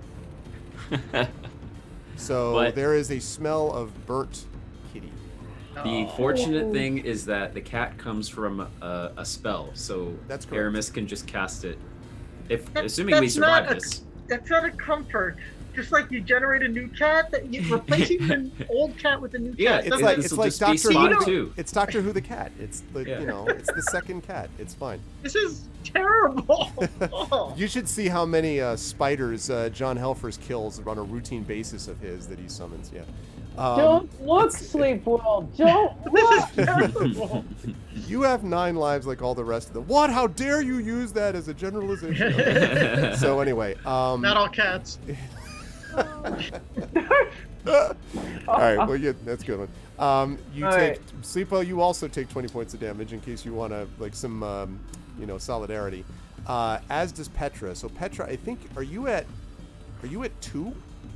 No, she Wait, was healed what? almost to full. I was Oh, healed so I'm almost sorry. to You were full. healed. Okay, sorry. Sleepo about was to not ask though. where- I beg Sleepo, to you should be differ, down to. Arv. No, My bad. I think I'm still fairly hardy at the moment. Sleepo, what did you? I should have asked this before. What were you at hit point I'm sorry, wise pardon me just a moment. These things are really noisy right now right here. Sure. Sorry. Okay. Pardon me a second. So, Petra, do you know what you were at then? Can I double I check? thought I was at 54. Were you at At 54? least Okay. I have this number written down. That could well be the case. In that case, you would be Who at knows? 32 now. Yes. Okay. So you were at 32. The other problem with having failed the saving throw. Fireworks are being set off, like right next to our Oh, apartment. geez, Great. great. So Loving That's that. wonderful. it was just nerve-wracking there for a second. I'm sorry. So yeah, so like I have me marked here at 49 hit points. 49 hit points. Okay. So I, for some reason. Yeah, we basically like all I did last time was With heal. heal, and I know you used up a lot of them. Yeah, like Yeah. okay. So you were at I'm sorry, 49. You said 49. Okay, so you just took 20. So you are now at 29. Spot is at negative 18, and therefore very dead. The bad news, the worst news possibly for both you and Petra, is that you are now both stunned. In fact, you're very much in the same condition that the Mecharoid was just in before. Stunned meaning so this electricity is like up and down your body, which means that you are incapacitated for the moment. You cannot take actions or reactions, cannot move, can speak only falteringly, automatically fails strength and dex saving throws, and attack rolls against the creature have advantage. That will last until the end of your next turn. So, like Our next turn or its next turn? your next turn until their next turn. Creature that Okay. fails or save is stunned until the end of their next turn. So that is the situation, unfortunately. So this thing does. So that did it because hurt it's a roll. Bliss? Because the cat was right on top of Bliss. So this thing has a range of. No, it does not. This thing is. Let me see. No, because the cat was not on top of Bliss yet. Remember that the cat was on the floor, and was like running up to Bliss. Bliss is on this bench. I thought it had reached Bliss though. I'm sorry. It had, but it hadn't gotten onto Bliss yet. It had gone on the floor right next to Bliss. It had not had a chance to jump up and then bite off, which I think is what Aramis was going to do, according to Kaz, was going to have Yeah. Spot do, to bite the thing off. So it's on the floor, but it's not on top of Bliss yet. So Well, now it's dead. yeah. So at the moment, this thing seems to be not moving. Let's see. Okay. All right. That is going to lead us then to Merrick, who is currently lying on the ground, held by a lightning whip. So, it is going to try to rip this thing off, and I think you said it was a strength, I thought it was con. Let me or look. was it con? Con. I might be wrong. On their turn, the target may free themselves by spending an action and succeeding on a con saving throw. Okay. Does do that. DC, 14. Yep, does do that. So kind of, pulls this thing off, and gets to his feet looking very, very unhappy All right. with Aramis. And so, let's see. Points out at him, so Actually, wait, no. Pulls the thing off and then stands at his feet. No, that's all he can do. So Yeah. he's just going to pull the thing off and then stand up, is what he's going to do, and look very unhappy. And now is going to actually roll initiative now that he's back to his feet and is now officially in the round. Let's see. And rolls an exceptionally good initiative. So that is going to lead us here to the end of the first chorus and the beginning of the what seems like it might be the verse, by the way, Kaz. Sleepwell and Petra can't really hear that, but you can sort of hear this slightly over the loudspeaker. And so again, you don't know what that means, but the song is definitely progressing for what that's worth. Okay. So Merrick angrily looks at you and says, "Hold on just a moment, someone's knocking on the door."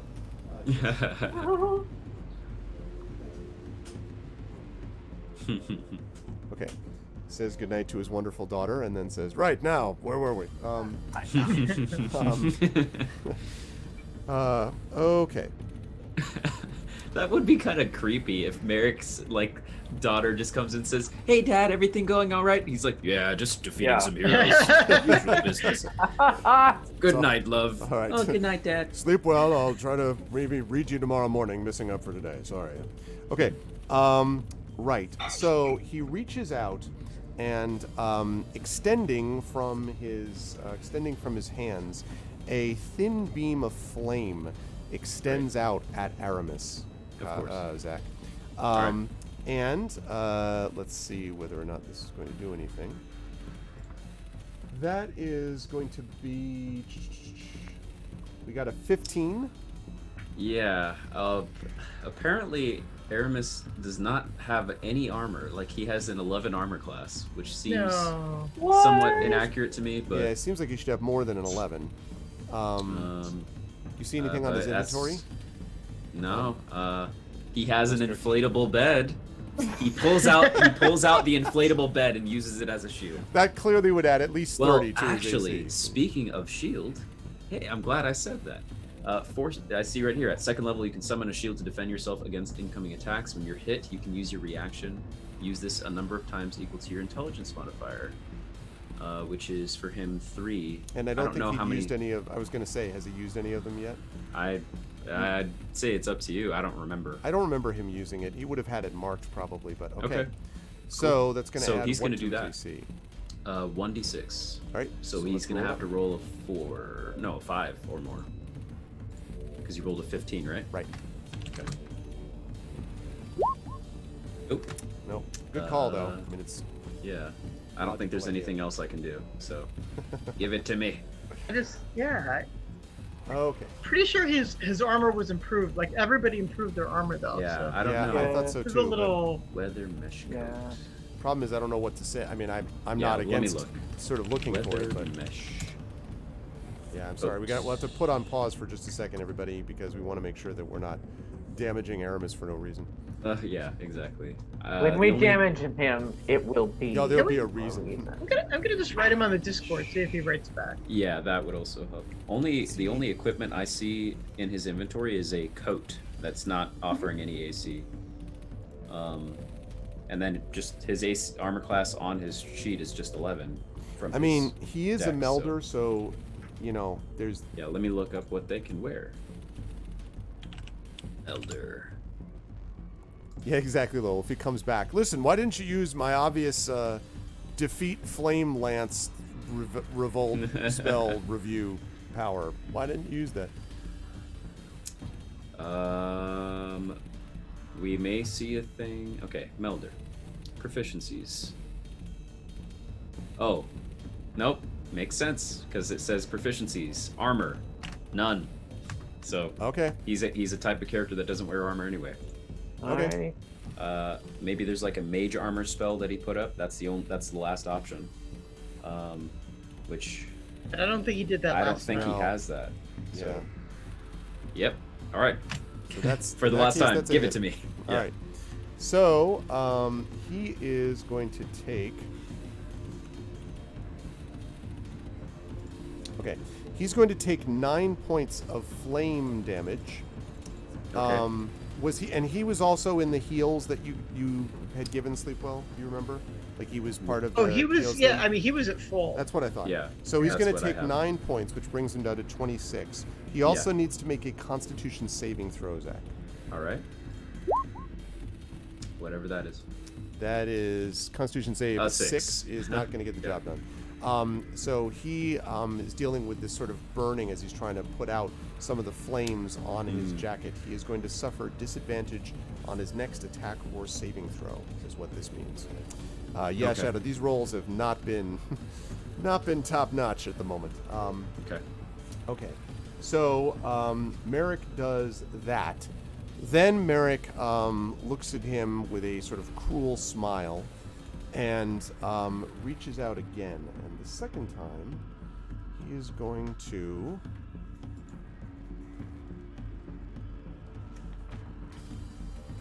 use...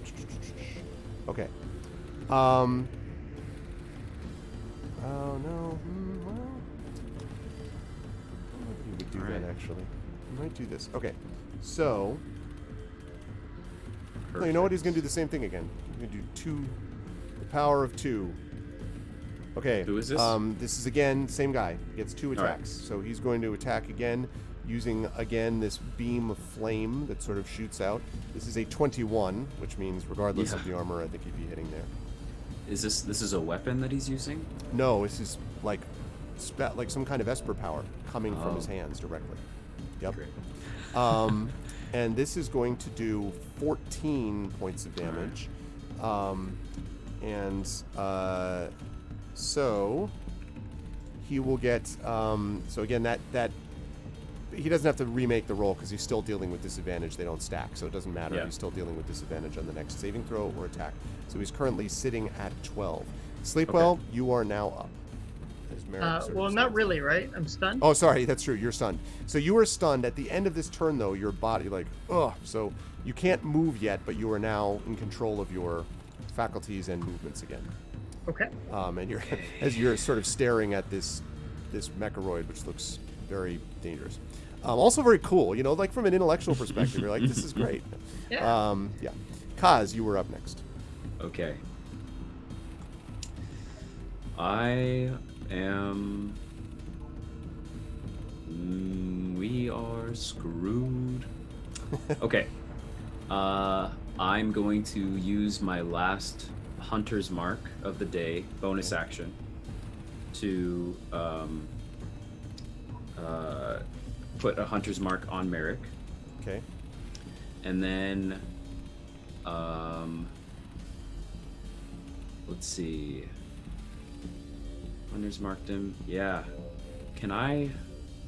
And that's as a bonus action. Okay. And I'm gonna take. Johnny says that his character sheet, he thinks that his AC is 12, which still wouldn't have affected.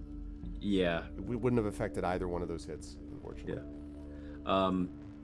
Then with my action, I'm going to take some shots with my arm pistol Okay. this time at Merrick. Exactly, Hilness takes the Dragon Ball Z route. Character takes generic fighting pose. His defense is perfect. There are no weak points. Okay. Yeah. So here we go. Arm pistol shots. away. I'm sorry, and you're firing at Merrick, or are you firing at... I am firing at Merrick, Okay. yes.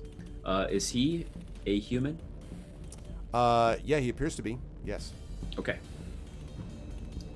All right, let's hit. So this will be... Does a 16 hit? 16 will hit, yes. Okay. That's the first attack. Second attack. I'm imagining a 10 does not hit. 10 will not. Okay. All right. So for that one hit, it'll be a d6 from the pistol, and then Hunter's Mark gives me another d6. But because I chose my current quarry are Kesh and humans, so I'm gonna do Convenient. instead a d8 Okay.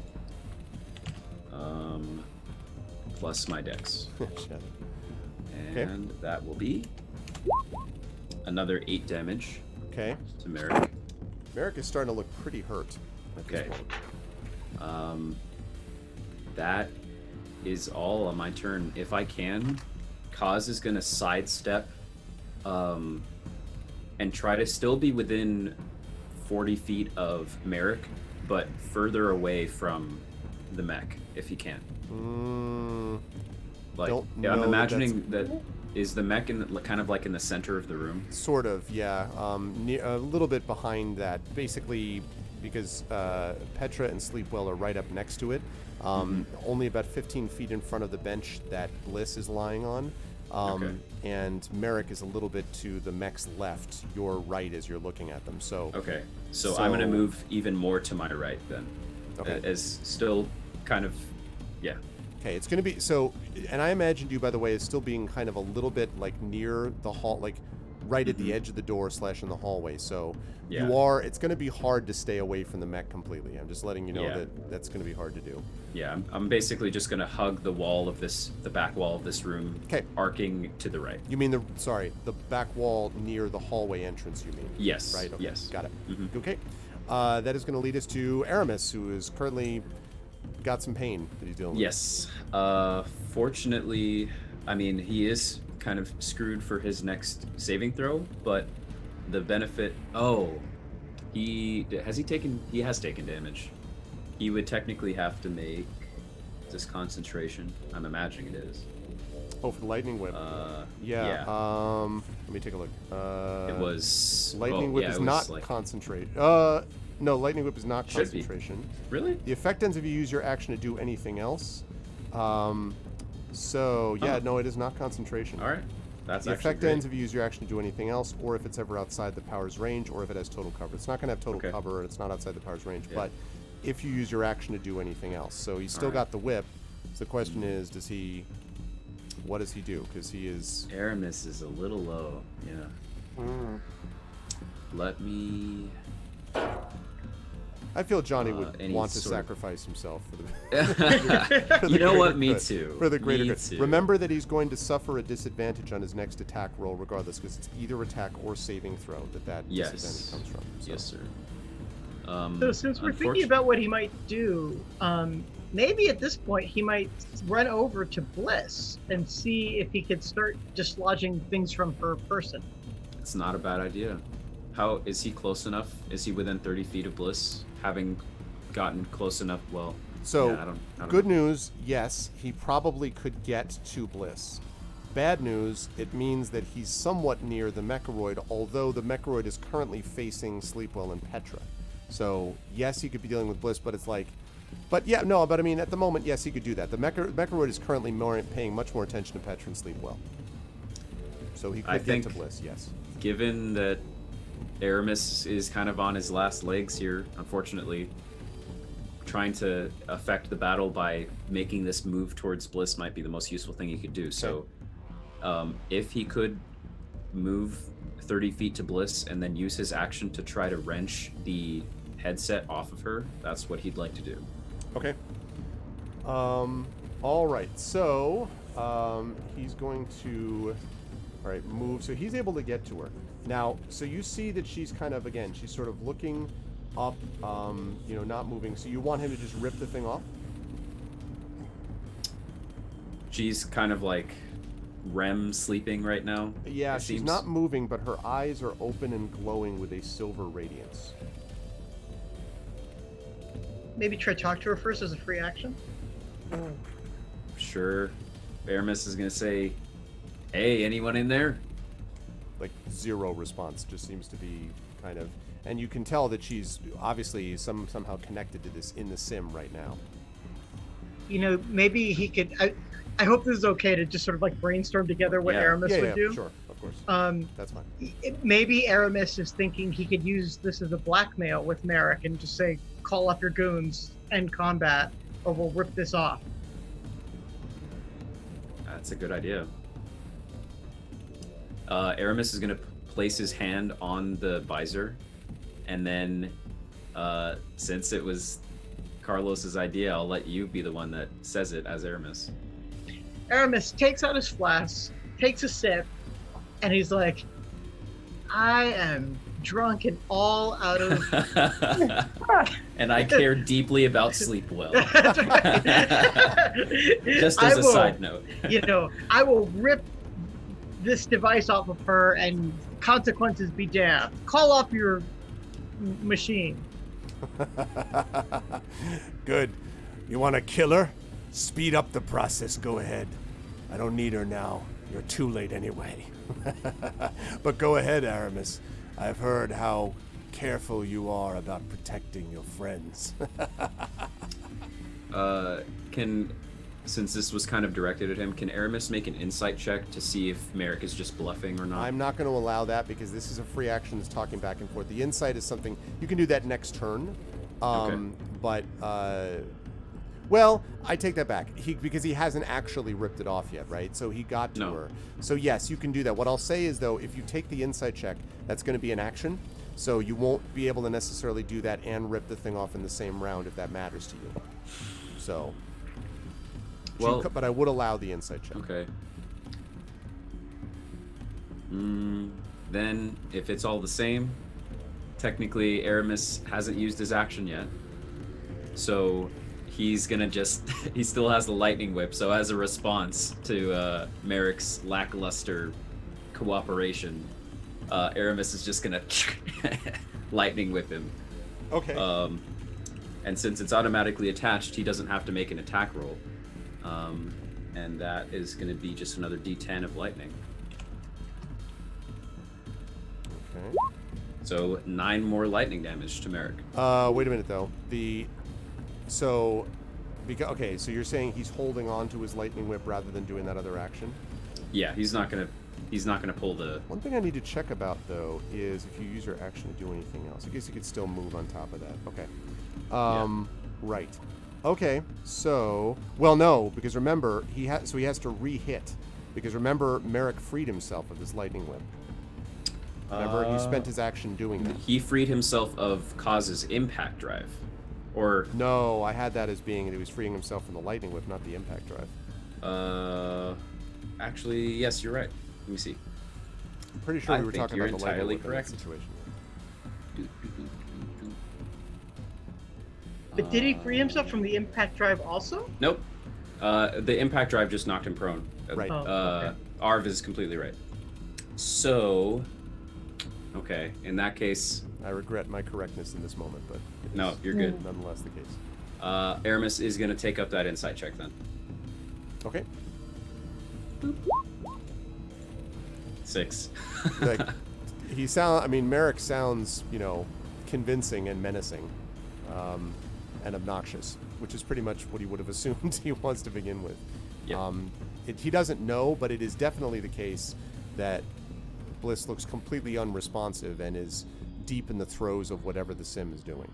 Okay. Okay, that is going to lead us to Petra.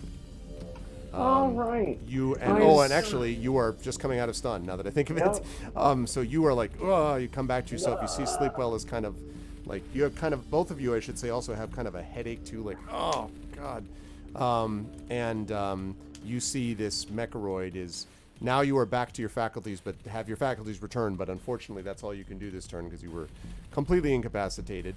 And the thing now, the Mechoroid is now turning in your general direction. I think what the Mechoroid is going to do. So many good options. So Every player's nightmare. the Mechoroid reaches out and with one of its enormous sort of gun arms and basically tries to backhand you, Petra, into next week. Let's see whether it does it. So we are looking at a 16. 16 might hit, yes. Does it? Yes, very sadly, but no, actually no. 17. Oh, all right. Aha! That is good to know because that would have hurt. So you managed to just duck out of the way as this thing kind of like swings at you, and then as it returns its second and last attack of the turn, it attempts to kick you. So it basically tried to backhand you and then kick you. The kick is going to be, that is an 18. That does now hit. with a kick. All right, that is going to be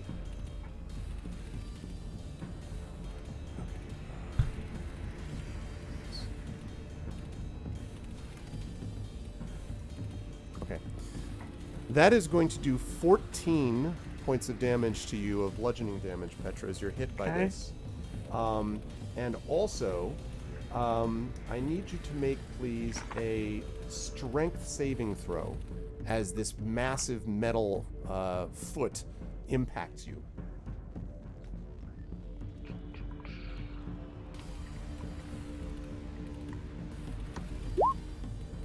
I stand like Amazing. Wow, you just like you do the Jean-Claude Van Damme in Bloodsport, just like like hold the abs. You know, like, it does not knock you away from itself, so you managed to hold on. But unfortunately, it did do a fair bit of damage, and it is staying right there. That is going to bring us up to the top of the round. Since Aramis is right there, I want to note to Aramis that the song seems to be reaching, roughly speaking, its midway point, and you can just start to see Bliss's body is beginning to arch a little bit, like her back is beginning to arch slightly.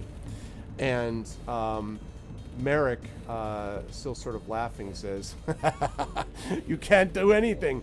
None of you can." And is going to, again, aim at Aramis. And is going to... to do something really awesome that I'm about to tell you all about in just a moment. Okay.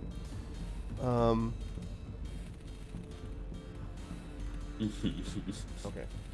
Oh, right. Has one. It's going to use again his beam of fire. Great. Against him, and that is going to be rolls a. Ooh, and apparently shoots it directly into his own face. No, not exactly, but that was not a hit at all. Good. Okay, and misses wildly. Apparently this is what happens when you're too busy chewing the scenery to attack. And that's going to lead us to Sleepwell, who is up next. Kaz will be on deck. Okay. Sleepwell, you're functional, and this Mecharoid is very functional. So what I am going to do is I'm going to maneuver myself so the pulse beam that I'm about to shoot will shoot out in a cone that will include said Roid plus Bliss. Okay. And so the pulse beam basically it disrupts electronics. And so you fire an ion energy beam 60 feet long and 5 feet wide. Each creature in line of sight has to make a dexterity saving throw. Okay. If the creature is an automaton or construct, so really they're the only ones who are affected damage-wise, Right. 5d6 lightning damage Wow. on a failed save and stunned. But everybody loses the use of electronic devices. Okay.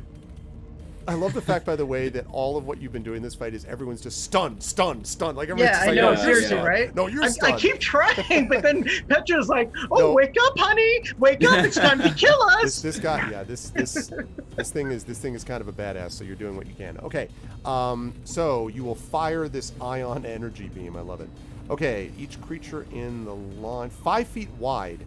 So That's why I was saying I'm maneuvering around to line up my pool I think you can shot. do that. I think you can do that to be able to hit. Okay, that sounds good. So you are aiming for Bliss 2, if I understand that correctly. Oh, absolutely. Even more so Bliss, because even if the creature makes it save, I can still disrupt her electronics. Got it. All right. So each creature in the line must make a dexterity saving throw. We will start with. Oh man! Wow. Well, the Mecharoid just rolled a 19 for its dexterity saving throw, so it surprisingly agilely gets out of the way, unless the DC is more than 19, but I'm guessing it's not. No, it just takes half damage then. Okay, so it's going to take half damage. So go ahead and roll that damage.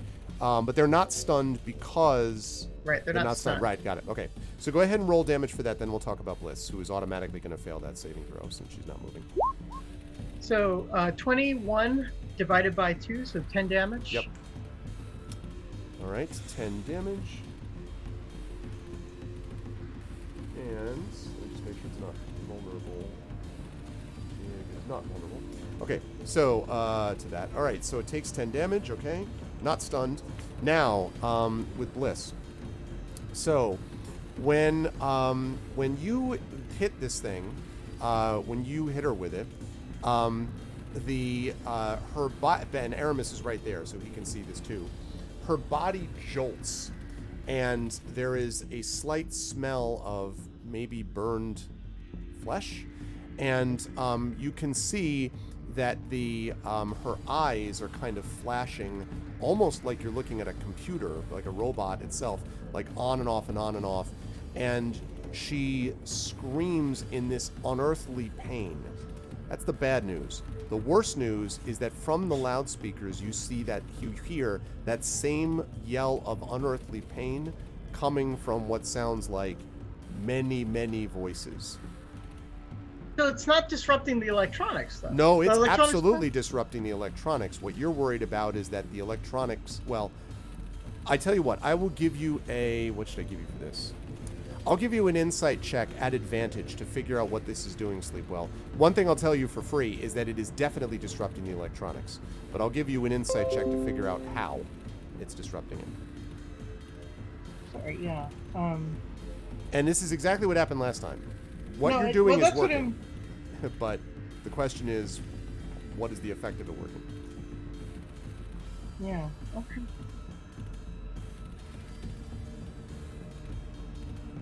Sorry, just check Yeah, my that sound was on my stream, Shadow. That was Windows telling me I have an update. And I'm like, thank you, Windows. I'll worry about that in an hour.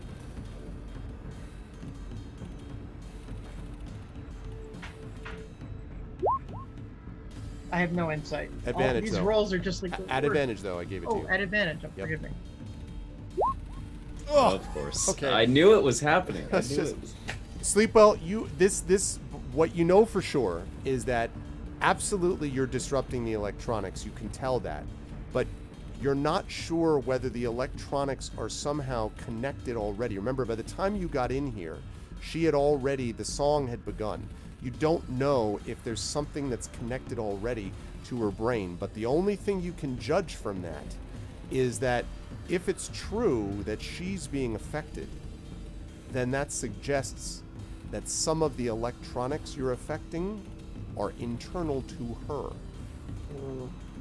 Right. I guess I'm confused about, like, the device, though. So, like, a creature fails its saving throw, which she failed, loses the use of any electronic device it is using or carrying for 1 minute. Right. So that makes me think, like, there should be no more broadcasting. But instead there is broadcasting. So, like, that's why I'm confused. Like, I don't...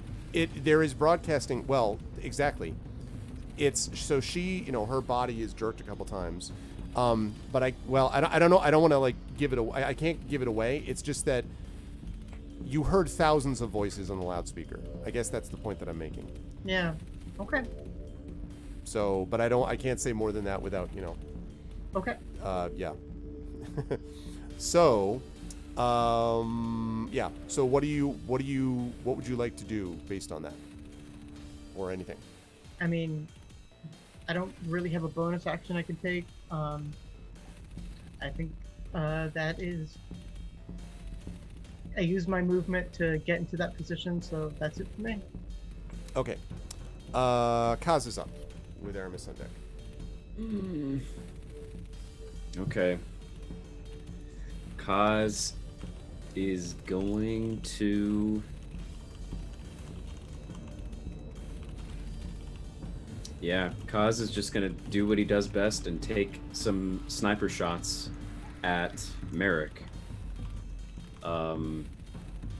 I know this is a heavy-duty sniper, but Kaz is going to try to aim not in the organs area, but more in a possibly non-lethal manner. So if he does do a lot of damage to Merrick, hopefully he doesn't outright kill him, at least not immediately. Okay. So I'll try to make these sniper shots non-lethal. Okay, interesting. But yeah. So Kaz is just going to go for 2 shots with his sniper. Okay, So on this Merrick will be- for yes. the non-lethal, hopefully. Yeah, hopefully. Okay. Okay. First roll, 17. Does that hit? Yes. Okay. And the second attack, 24. Both will hit. Okay. So total, that'll be the 2 sniper shots plus the hunter's mark, and that will be 20 points of damage. Nice. Okay. Just laying in, doing what I do best. Okay. So Merrick falls backwards as you hit him and lies still. Despite your skill, you think you probably did some damage to him, but it doesn't seem like, he's unconscious and, will need to be attended to, but is not, perhaps may not be all the way dead. Perhaps. Okay. So, yeah. All right. Then Kaz will end his turn by training his scope on the mech next. On the mech. Okay, Aramis is up. Petra is on deck. What would Aramis like to do? Aramis would probably look at Sleepwell and say, "I don't think that's working, kid." And then he would Fight me, Aramis. Yeah. Can't get This any, guy. no breaks over here. Nope. And then Aramis will probably give the good old lightning whip to the mech next. Okay. Using another slot. He has an ability here called Focus Targeting. It says, whenever you use a talent that deals acid, cold, fire, force, or lightning, you can spend 3 talent points, which he has several left, to gain advantage on an attack roll, or to give it disadvantage. So he's gonna spend 3 of those points here and give himself advantage on this lightning whip attack. Okay. On the mech. Okay. So here it goes. Woo! All right. Oh, yeah. Nice. Not like you needed. That will 100% hit. Okay. So that'll be just 1d10 of lightning. 5 points of lightning. Okay. But also wound him up, right? We'll see. Um, And I don't think he has any bonus actions. just target. So Let's see. All right. So he's going to stay where he is, Aramis. Oh, actually, and he's standing next to Bliss still. Are you going he's, Aramis is going to try to distance himself from the mech as much as he can. Okay. 30 feet movement. Okay. All right, we'll move away from Bliss to do that. Yeah. Okay. So he will do that. Petra, that means you are up. I am hitting. Okay. Well, let's do it in the actual roll. We've all been there.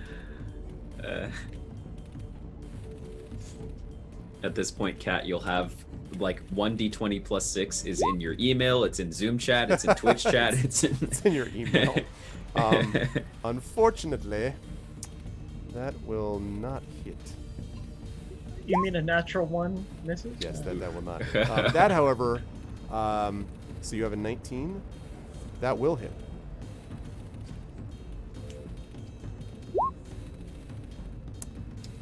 Okay. You're muted, Kat, by the way. Yeah, you're muted. I was wondering. Well, and I was being hysterically funny, so you could I'm sure. crazy amounts. I mean, might have been my best moments of the night. I'm presuming that the 19 hit. Yes, indeed. And that the 9 points of damage smash it, and it's no longer moving. That last part was aspirational and inaccurate, but well. it certainly, it definitely is hit. It seems to have a few dents. You know, you have hit it for some damage for sure, but this thing is strong. Because you're going into passive voice, and that's always sort of like damage was made. And damn it. Things have been it has been affected somehow by things. Okay, so you did with your attacks hit it. You are going to stay engaged with it, I believe. And so that's going to lead to this thing. Let's see.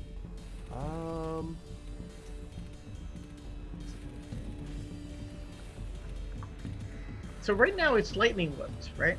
Yes, I'm trying to decide if it wants to clear the lightning whip or not, or if it just wants to be like to play the classic Fellowship of the Ring. Orc pulls the sword, Aragorn on its own sword blade, his own sword blade. I can see that scene as soon as you said it. Yeah, I think Okay. So what he... Oh, right, wow. This thing is nasty. He is going to turn. That is not going to provoke an attack of opportunity, but it does mean that he's not focusing on you. He's not moving away, but he's turning. And he has yet to bring his gun to bear until now. And the gun starts to...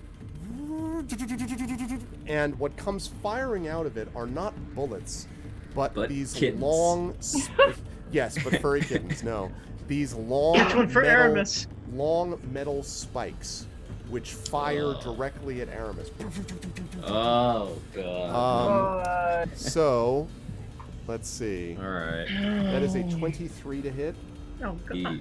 He can't do anything about that. That is going to do 15 points of damage. He falls to the ground. He is spiked.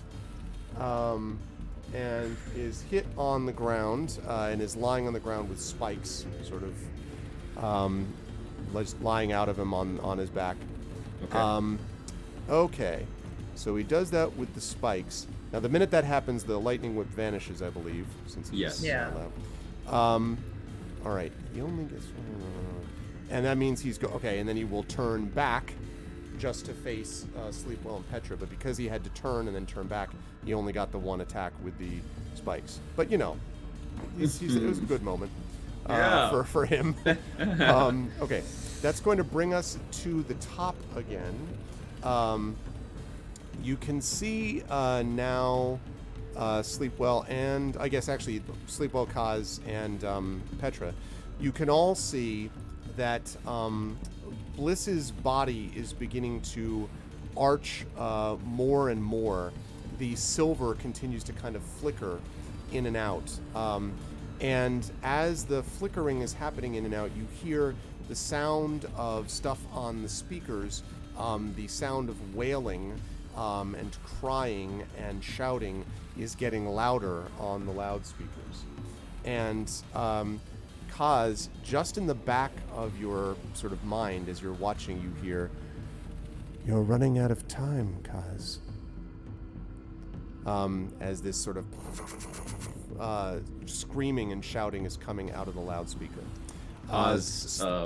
If he could reply in his mind. Sure, I'll allow you to reply in his mind. You can't yell to the others yet, but you can reply in your mind. Yeah. Would shout back at Winter, "There's no way to stop it!" And the response that let me think. Do I want to give you a chance? All right, I'm going to give you an opportunity on your turn, Kaz, which is coming after Sleepwell's, to do something based on what you just said, but I'll come back to you, okay? When we get there. Sleepwell, Thank you are you. up first, though. Obviously, you didn't hear Long Winter say that. No. So you are just right now staring at Bliss's body arching. You hear the music, and of course, you got your Mecharoid right here doing its thing. Okay. So, just, again, because theater of the mind, hard to picture positions and stuff. Yep. Could I do this thing? Could I disengage as my move action? Yep. And then tend to Fallen Aramis? I would say, let me see where he is. I think where he is. Also, so it was just the mech's turn, right? And wasn't the mech at the bottom of the initiative? That's right. So the top And of the then- round, the top of the round is Merrick. Who's I making mean, death you don't know saves or what's whatever. happening to him, but like, you know, making. Oh yeah, presumably- never mind. That's entirely right then. And then Sleepwell is up. So Yeah, you're good.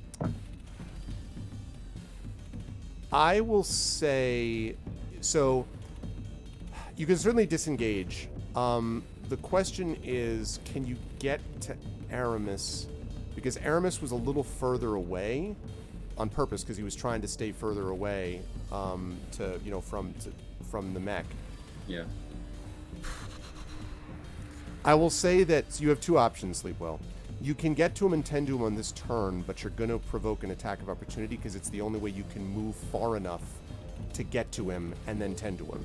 If you disengage, you can then move to him, but you won't then be able to treat him on the same turn, if that makes sense.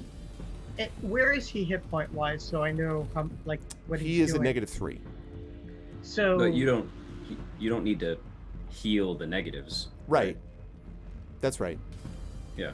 I You think, just need to but I'm give him guessing anything. I'm guessing you're asking because you want to know if he's like in danger of like dying without. Yeah, like death on this saves. turn, is he making a death save? He is making a death save, yes, but he cannot die this turn unless the creature goes over and attacks him. Because even if he gets a death, like a critical fail, he only gets 2 death failures. So he can't die this turn unless the mech attacks him. I'm just thinking, like, if this thing whacks me and knocks me out, then that's 2 down. You know? So you're right. It's This is rough, admittedly. It's almost like this is kind of a boss fight. Yeah. It's nothing we can't handle though. all right. Yeah, I'm gonna do it the safe way. I will disengage, get to him, and then just hover around, twiddling my fingers until I can actually do something. Okay. So you do all of that. You can see the spikes in his chest as you're looking down at him. Okay. Kaz, you are up. Okay.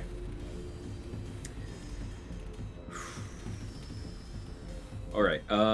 You did say that Oh, yes. I would have an opportunity. That's right, you would have an In opportunity. Fact, I'll have an addendum to what I said. I right. say there's no way to stop it unless we have you go in and reverse this somehow. That's what Kaz says. Okay. So what I'll say is I will allow you to basically take your action. You don't have to go into the field and all that. I will allow you to take your action to communicate with Long Winter and to sort of suggest, the Winter makes its own call, but to suggest things to him. Just be aware that means you won't be able to take other actions as you're doing that for this turn. That said, you can do this if you wish. Yeah, I'm going to. Okay. And so Winter says, "This is dangerous, Kaz. Do you want me to stop the mech? Or what?" We can deal with the mech. I see no way of stopping whatever's happening with Bliss, and I have a feeling that she and all of the people connected are about to... Something terrible's about to happen to them. And unfortunately, we don't know how to stop it without at least killing her. There's a pause and then a sigh and then... "Get me over to her. Touch the thing on the Alright. top of her forehead." We'll deal with the risks later. And Kaz is gonna do as it says. Okay. So you're able to move around, fortunately, because Petra and Sleepwell have occupied the mech's attention. When you touch Bliss, there is this moment where you feel kind of almost like a bit of a static shock. Not enough to hurt you. And you feel something kind of passing through your body. I guess the way I would describe it is if you've ever been really thirsty on a hot day and then drank something cold, you can literally feel the cold water kind of coming down your esophagus. That's what this feels like. It's almost something cool flowing through your body and into this. And when this happens, there is this sort of screaming that continues to happen, and then there is this kind of and then the music stops, and Bliss's body kind of arches up and just sort of freezes in place, and all of the music, and that was music that I'm playing right now, so please stop music. That music is going to stop. So, you're just sort of, it's as if nothing now is going on except for you're obviously able to move and everything, but you don't hear anything coming through the loudspeaker or anything like that at the moment. And Kaz will end his turn by kind of like putting his arms under Bliss, because she's like, is she like exorcist Like, floating like, in the air right now, like, or is she just like doing some horrific yoga pose, Okay. like reverse yoga pose, like this. Kaz is gonna put his arms under her and try to, if she falls, then at least catch her, but then also try to like align her a little better, give her better posture. Okay. And that's how he ends his turn. All right. That's going to lead us to Aramis, who needs to make a death save, please. Also, thank you for the host, Yes. Is this something that inspiration could apply to? Greg. Yes, absolutely. If anyone in the chat would love to inspire Aramis to Well, I'll be helping him out. Yeah. Yeah. Next round. So. Oh yeah, that's true. Okay. Oh yeah, it's up to you. I mean, that's true. So Pressing the button in 3. 2, 1. Yeah, no. Is she about to reverse crab walk across the Okay. 1 success. All right. Yeah, no problem. Perfect. Okay. 1 success. Okay, that leads us to Petra. I'm going to whack it. Okay. And then you'll swing your hammer, right? there needs to be a compilation of every time Petra's ever swung her hammer at something, and it's like jump cuts between like this mech, another mech that we slam, yeah. Right. I love it. Like a big supercut. Yeah. Yeah, exactly. Oh man. Doing what she does best. And sorry, I have totally lost the Roll20 window. It is vanished. God On damn. vacation. Oh yeah, I was looking at the wrong thing, so I thought you had easily cleared that, Zach, and it was actually just a 10. But that is enough to get a success. That's Hmm. Oh God. 1 second. I'm sorry. No problem. That's fine. It's ridiculous. Big fight.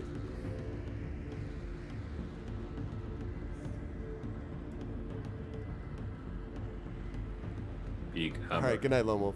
Good night, Lone Wolf. Yeah. Take care. Good night. Lone. Okay, here we go.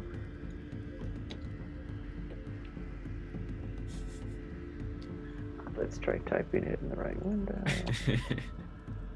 Perpetual thing, because people love sitting there watching me roll. I know. All right. So. we're Okay, looking so at- the first does not hit. I suspect with a 10, and I Oh. suspect the second does not Uh, hit with a 10. Sadly, neither one of the 10s hits. No. Oop. I regret to inform you. At least I'm keeping it occupied. You definitely are. I mean, it is Hmm. definitely focused on you to such an extent that it is now going to attempt to slam you with its arm again, with its gun arm. That is a 14, which I think is not going to hit you, Petra. No, it does not. And then is going to again attempt to kick you as it did the last time. Slam kick. This is an 18, which I think is what happened the last time. Very, very consistent, I think. And again rolls the identical thing it drilled down. Okay, so that's another 14 points of damage, Petra. And you're going to need to make that strength saving throw for me again. So I believe that I am at 4 hit points. That sounds right to me. And let's make the saving throw. Okay. Wow, again. You're like, Again. "Ah!" The abs call of that a steel. kick? I've had worse, she says, bleeding everywhere. Okay, so that is that, and that's going to bring us back up to the top of the round where... All right, Merrick is looking pretty bad. All right. And that's going to bring us to Sleepwell, who now has a chance to act upon Mr. Aramis. Okay, so just trying to remember how I can do all these things. I think as a bonus action, I can use my rig to heal, if I'm remembering right. I think that sounds right. And I just need to get the numbers quickly here. But so like the plan, just while I look this up, is that I'll use my second and final electromagnetic pulse to try to stun the thing again. And Okay. I will use my bonus action to heal, Okay. because I don't have any of the big heals. I can just get all the party anymore. Right. So,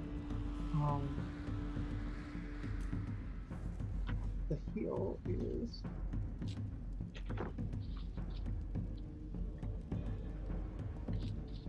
Oh, okay. Yeah, are we talking... The rig expansion rejuvenation on yeah, page I was just 74? looking at it. Yeah. So, it means you can forge a regeneration poultice that can restore a number of hit points equal to 5 times your engineer level. All right? Yeah, and I can split that up between people too. That's true. Okay. So, I think what I'm going to do is 5 times my level. We are level 7. Yep.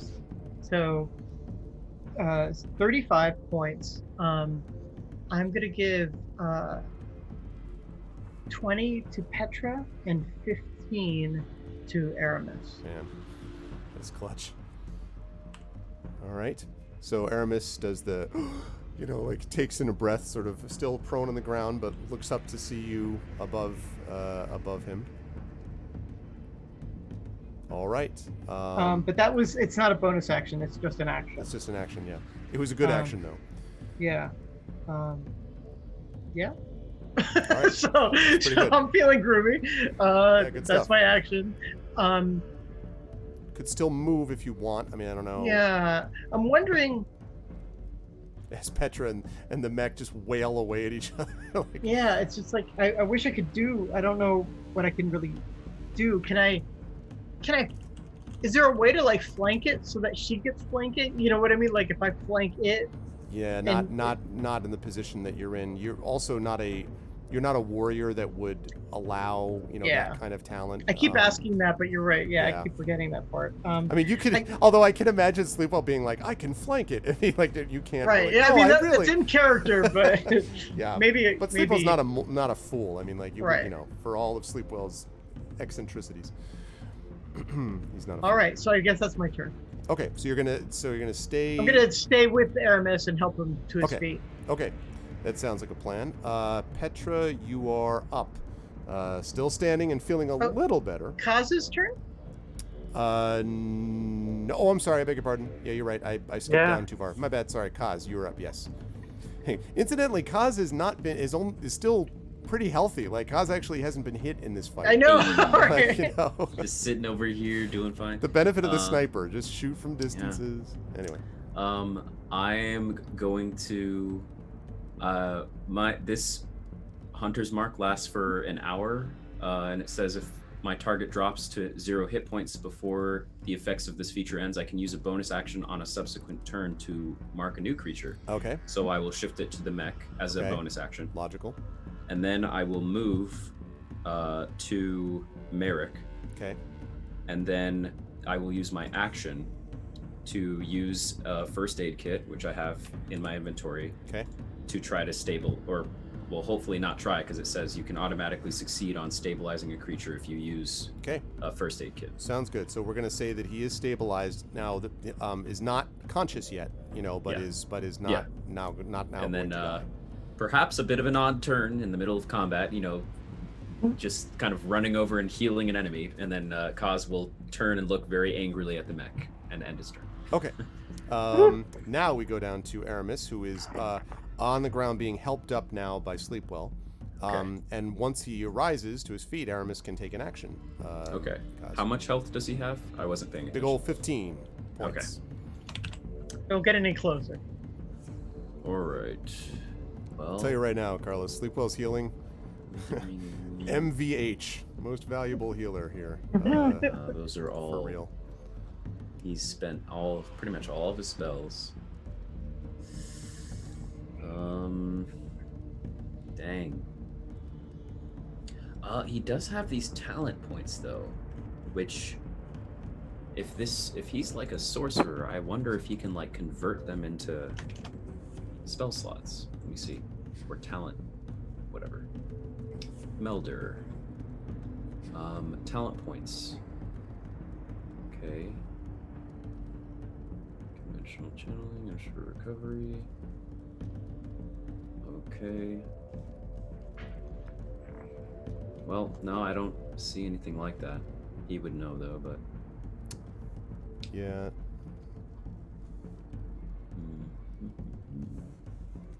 He would have some prime powers though, right? Right. Yes, that's true. So that's what he'll go for. What does this do? Ha. Okay.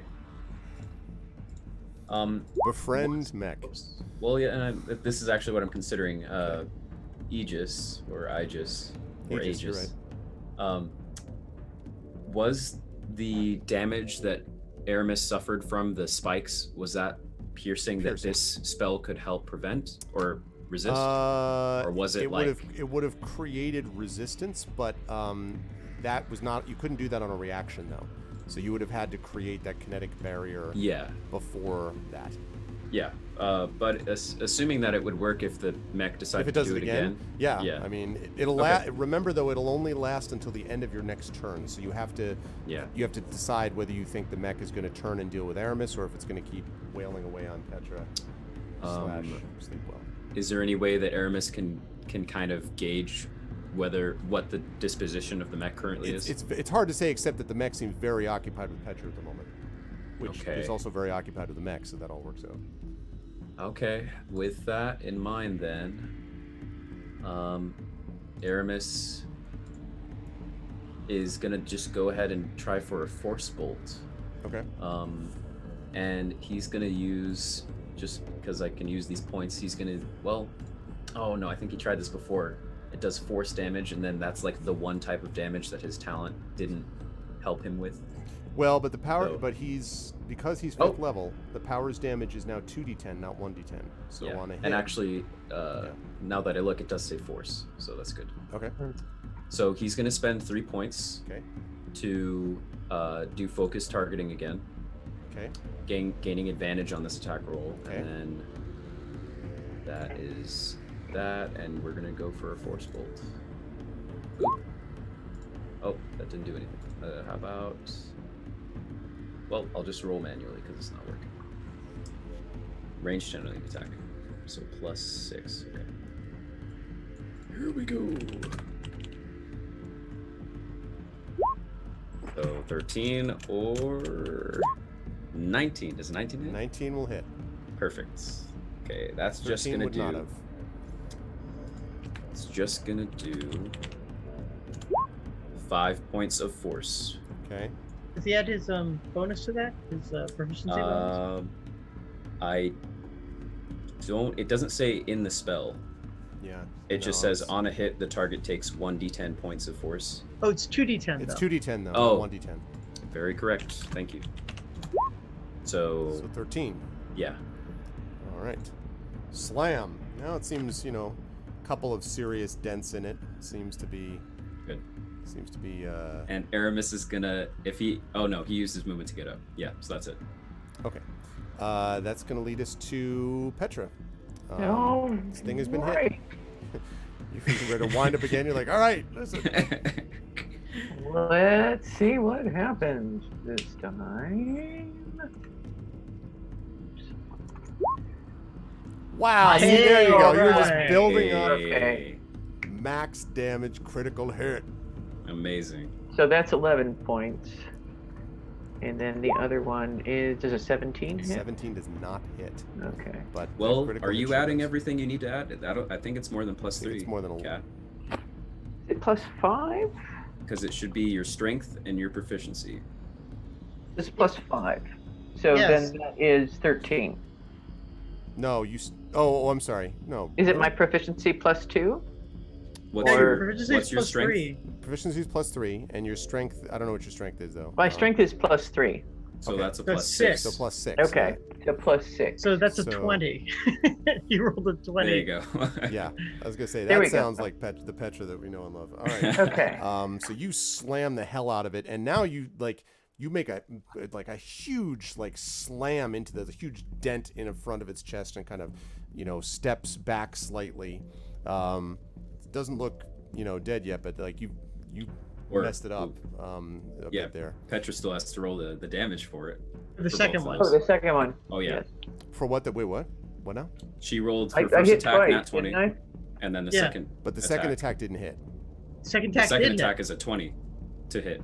Oh, whoa, Because whoa, whoa. we Yeah, I realized- thought you were Yeah. talking about damage. Okay, my bad. Yeah. Sorry. All good. Beg your pardon. Yeah. Well, I get to re-roll that Or- too, Yeah. right? Well, that. I think you rolled a one. You rolled a D1. He rolled a 1D. Oh, well, 1D plus 8 plus 3. How do you even make a 1D? That's pretty Oh, impressive. 1D. I was gonna say. It's a smear, I guess.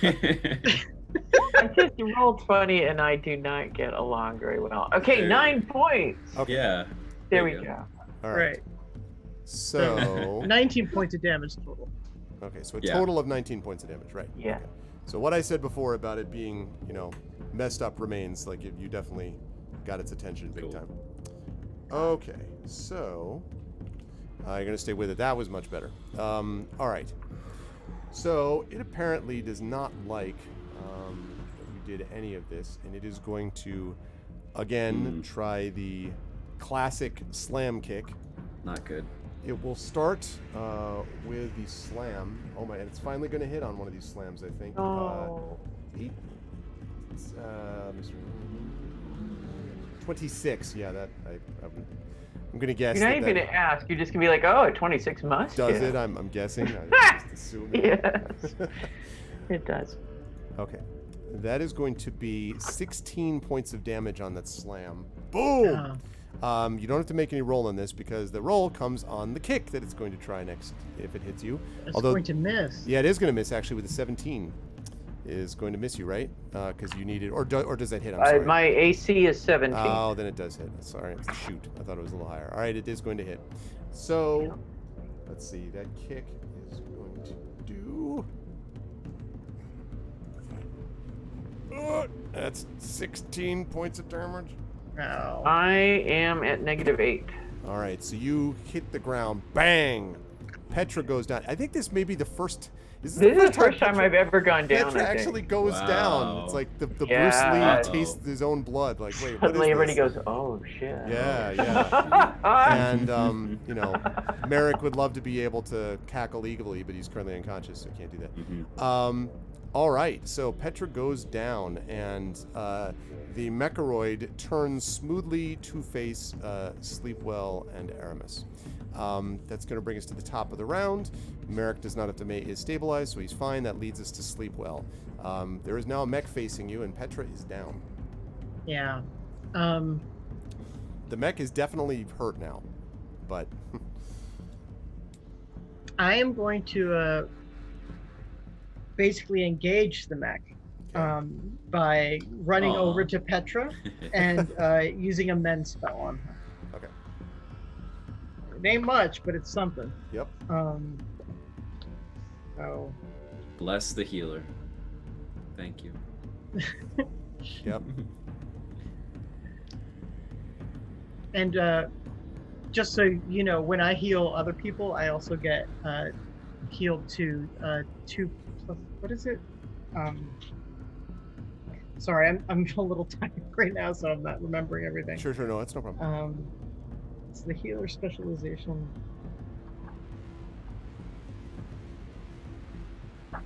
It is. It's something like 2 points per. Well, no, it's not too much.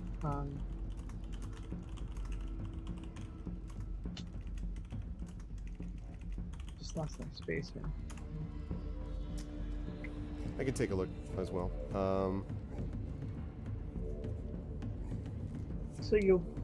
Okay, so it's 2 plus the technique's rank. So it's just 2 because the technique is 1 for both her and me. So here's the heal. So she's healed 11 plus 2 is 13, and I'm healed 2. Okay, so I'm sorry, she's got 13 and you got 2? Is that what I heard? Okay, so you're at 31, Sleepwell, right? Yes. Okay, and Petra, that starts from 0, so not -8. So you're at 13. You're still prone, but you're like, again, the gasp as you look up and see that Sleepwell has healed you, has mended you, as Sleepwell throws around every conceivable mend and heal, like, everything. Okay, so you go and do that, and I think getting there, and then, all right, so you're... Yeah, that's it. That's me. All right, good stuff. Kaz, you are up. You can see Sleepwell is over and is very exposed to the mech. All right, let's try to maybe attract its attention a little bit. I am going to continue using this beautiful sniper I have, and I am assuming that this mech is a automaton and not a construct. That would be correct. It is an automaton.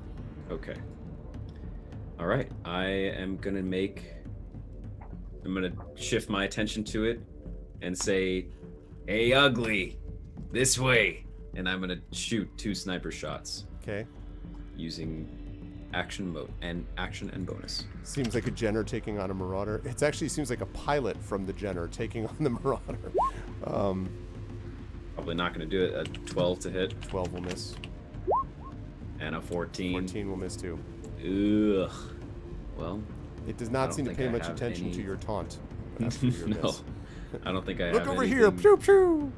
to help with Um, that. Okay, you gonna move Yeah, or stay where you no. are, guys? I'm gonna stay. Namaste. I'm gonna.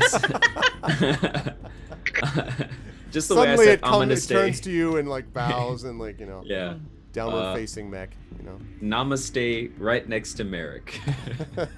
That's my turn. That's all I Alright. can do. That's gonna lead us down to Aramis, and Petra is on deck. Aramis is still up and functional. Okay. Sadly, so is the mech. Yeah. Let's see if there's any last spell here that he wants to do. Propelled shot. What does that do?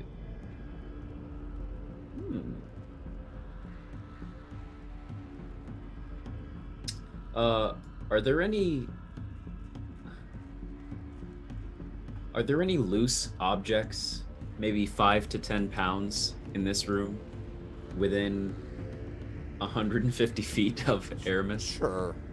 Okay. Sure there are. What might be his item of choice if he were to quickly look around? I'm Bliss. guessing there's a... Yeah. Bliss. Bliss. Just chucks her. Take this. Yeah, or Merrick. I would. Yeah, I mean, there's definitely a couple of. There are chairs. A couple of okay. chairs. It says 5 to 10 pounds, so if there's a chair Sure. less than The 10 pounds. Mecharoid is 5 to 10 pounds. Get out of here, Hillis. That's 5 to awesome. 10 tons, maybe. So, Aramis is going to use his last talent slot. I'm not sure exactly what they're called. Technique rank slot thing. Forging slot. That's what it's called. Right. Final. And he's going to use propelled shot, which says choose an object weighing 5 to 10 pounds within range. You levitate and hurl it in a straight line up to 90 feet in a direction, stopping early if it impacts a solid surface. If it would strike a creature, that creature must make a dexterity saving throw. And because I got these points, I'm going to use 3 more and do focus targeting again, which says, well, I actually don't know if this would count for it, because propelled shot would do bludgeoning. Yeah. This focus targeting thing says whenever you use a talent that deals acid, cold, fire, force, or lightning, so that wouldn't apply to this? No. Okay, so he's not going to do that. So the mech is just going to make a dexterity saving throw. Okay. All right, let's see how this incredibly agile... Oh. I should learn to keep my mouth shut. Incredibly agile mech then rolls a total of... Yeah, 17. Ugh, dang. Yeah, so the chair just flies across the room. That's what happens. Yeah, you know And the then interesting thing, though, it says, is that if the object would strike a creature, must make a dexterity saving throw. Oh, both the object and the creature or solid surface. Because it says on a failed save, the object strikes the target, then falls to the floor. In either case, which is weird wording, both the object and the creature or solid surface take 3d8 bludgeoning damage. But I have to assume that means it got Yeah. out of the way, and so the chair basically hit the Yeah. wall. And the wall takes 3d8 bludgeoning damage, and the chair basically just breaks apart. It's not gonna... So, okay. We All right. It was a good kill thought, the though. invisible guy who was standing against the wall, Exactly. hiding. Oh, you've killed me! Laris Paladin slips down. It's like it's like that lizard in Monsters Inc. who is hiding, and then he just goes like this, and then he's like, oh. Okay. All right. So Aramis did that. Is Aramis going to move anywhere or staying where he is? If he can get any further from the mech, he will. He can. Yeah, he can back up. Yeah. He will. All right. So gets back to the wall. That leads us to Petra. Who's up next? Right, I am going to clamber painfully back to my feet, Yep. and so it's still up. It's still a still up. menace. It has definitely been damaged. You know, definitely hit quite a bit. I have this image of Captain America here. You just sort of like, I can do this all day type of thing. Yep. You know, Is a 19 it hit. is enough. Yes, will hit.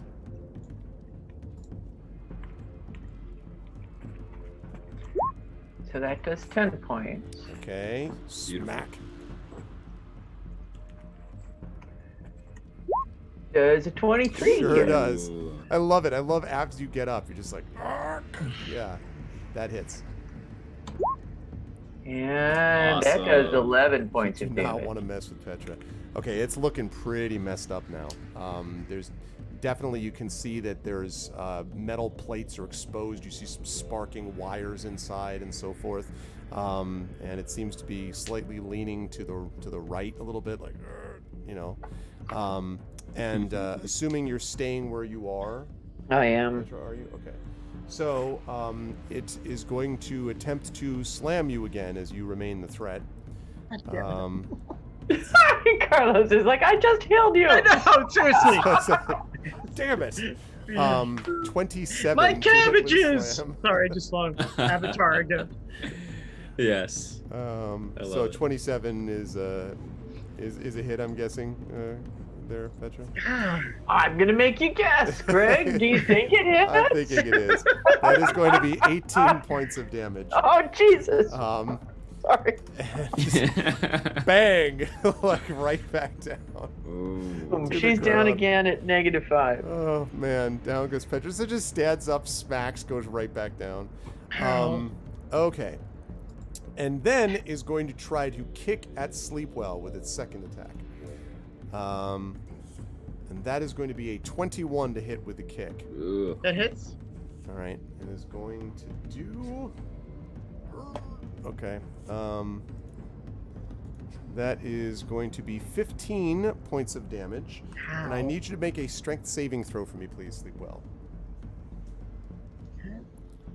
Please make it so we can have an ab moment for you two. I would just love to.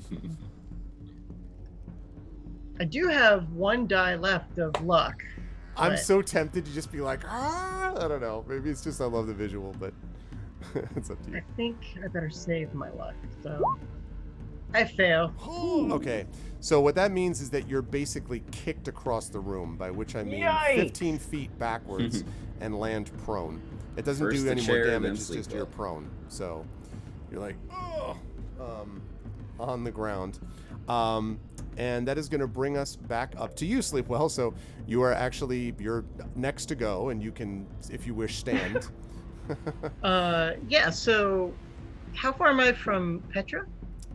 So about the same distance, 15 feet. You were in that same vicinity. Yeah, okay. Do you get up and just run back to her? Well, I can't, right? Yeah, you can't. All I you can do can, is but you stand. couldn't do anything. Yeah. Right, so I think what I'm going to do is I'm going to use my final electromagnetic pulse, because Okay. that has a range of 30 feet. So Okay. I will stand and I will use the electromagnetic pulse on it. Okay. All right. The final electromagnetic pulse. So, needs to make a dexterity, do we say? What is it? I thought this one was not that good. Or is it just automatic? No, it isn't automatic. You get to save. I'm so sorry. I should just keep my stupid finger on all of these powers. No, it's fine. It's no problem. Just need to. I didn't pull it. So- back, so.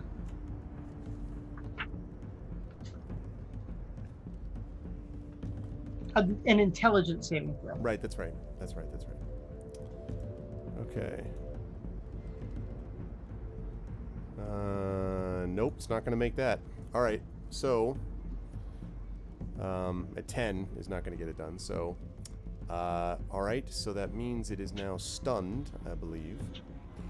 Right. It basically is shut down right now. Yes. So So for at least until your turn, right? Until your next right, turn. it's shut down until what does it say?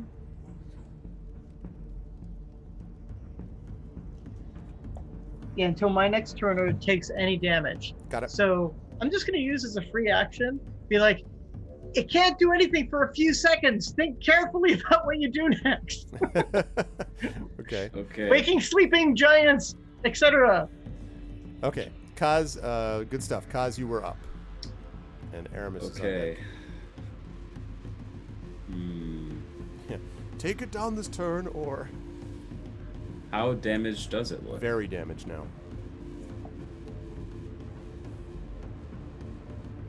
And all Sparking Petra wires, one still of gets, its, you know. Petra is still going to get to go before its turn in case I do wake it up. and it's Well, not dead. Petra's gonna get to go to take a death save at the moment. Oh, Sorry, that's me. I need. That's the loudspeaker. I didn't realize Petra is down right now. Petra's Yeah. down. Nope. Petra's down. Yep.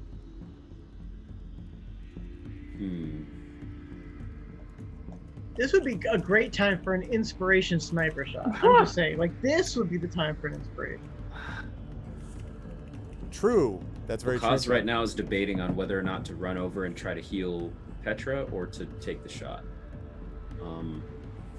Let's see who we've got for it. Well, Is anyone you know in the what? chat who has inspiration? Well, Shadowed has got 2 inspirations, and I think that's the only one at the moment. Oh, no, and Prince Justin does too. And Nonstop does also. So Nonstop also does. And Dragon Spear is here. So Dragon Spear has inspired Petra. I think Okay, because... Yeah, I don't remember why, Coven. There was a reason. I have to double check it later on. I don't remember why, though. So that makes me feel better about Petra Thank you, Dragon. being okay on her death saves. Right. Right, but So, yeah. But if you're also calling for inspiration, you could do that too. Yeah, that's why, Coven. Could just...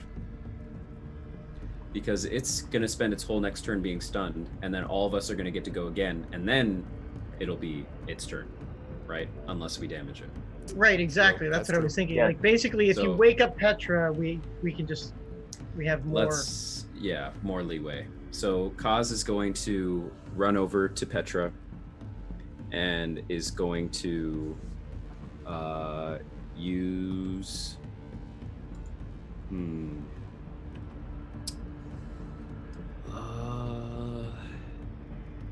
this will be my last forging slot. Yeah, it's fine. Kaz is gonna heal Petra using Mend. So that will be. It's got men too. We need to get potions, guys, We do. or whatever they were called. Like, I want to say stim packs, but that's. I just was thinking stim packs. And much pools Fallout. or whatever. What is it that? That's from like Star Wars or something. It's Fallout. Yeah. Oh yeah. That's so you're gonna move over then to Petra, Kaz? It is touch. Yes, I am. Okay. Yes. Yeah. Okay. And so effectively right next to the mech now. Yep. And I'm casting this at rank 2. Okay. So that'll be 2d8 plus 3. Nice. And we also get to learn if Petra's secretly an automaton or construct, because in that case it won't work. This is true. So Oh, 9 my points of secret is healing to out. you. All right. Nope, seems to work just fine on Petra. So Great. Petra's up to 9 now. And Kaz will no bonus action because he's still got Hunter's Mark. So he'll turn and menacingly look at the mech. Okay. You do so. Thank you for gifting a sub to Coven Guy, Rudinell. Thank you, thank you. Nice. 24 gift subs in the channel. And Coven Guy with the 12 months. Thank you, thank you. Yeah, welcome back welcome to the coveted year slot, Coven. Thank you, Rudinell. Okay, so Kaz did that. That leads us to Aramis. And then Petra. So what does Aramis want to do? This would be a great time to like do some kind of buff or something. Does Aramis Yeah. have like a free buff? Very good thought. Let me look. Or heal. Whoosh. I don't think he has a heal, but well, Force Bolt, Aegis. He has no spell slots left, so it'll be that. Them. Yeah, so that won't really matter. Aramis is going to take a second to look around this room. Where is there an exit to this room other than the hallway to the elevator? No. This is the only exit out is the hallway to the elevator. Interesting. At least the only And- obvious one. What does it seem? Are we to believe that this is the VIP room? The VIP room was where you went, and then the elevator came out of the VIP room and went down to this. This appears to be like what would have been Bliss's sort of like, Green dressing room or something along that line.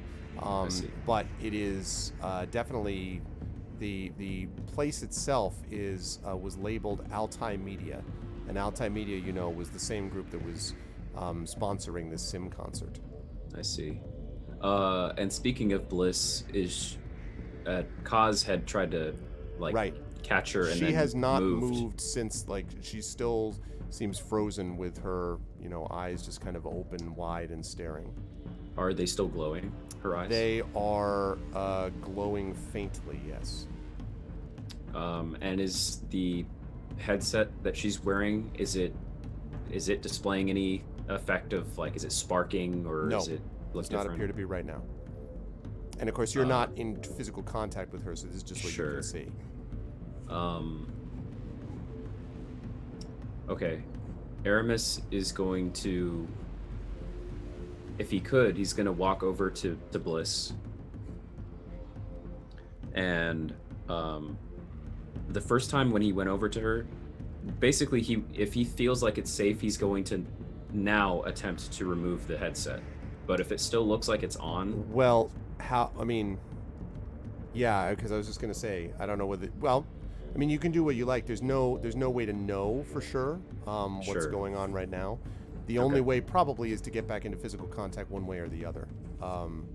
is he able to get close enough to be next to her? Yes. Especially because the creature is currently not, the mech is currently not moving. Well, yeah. I keep scrolling past that inflatable bed, and I'm laughing. He blows up the inflatable bed and lets Bliss lie on it so she's comfortable, and so her back doesn't have to arch so much. Yeah, he can't really do anything to heal himself. He doesn't have anything else. Throwing blades.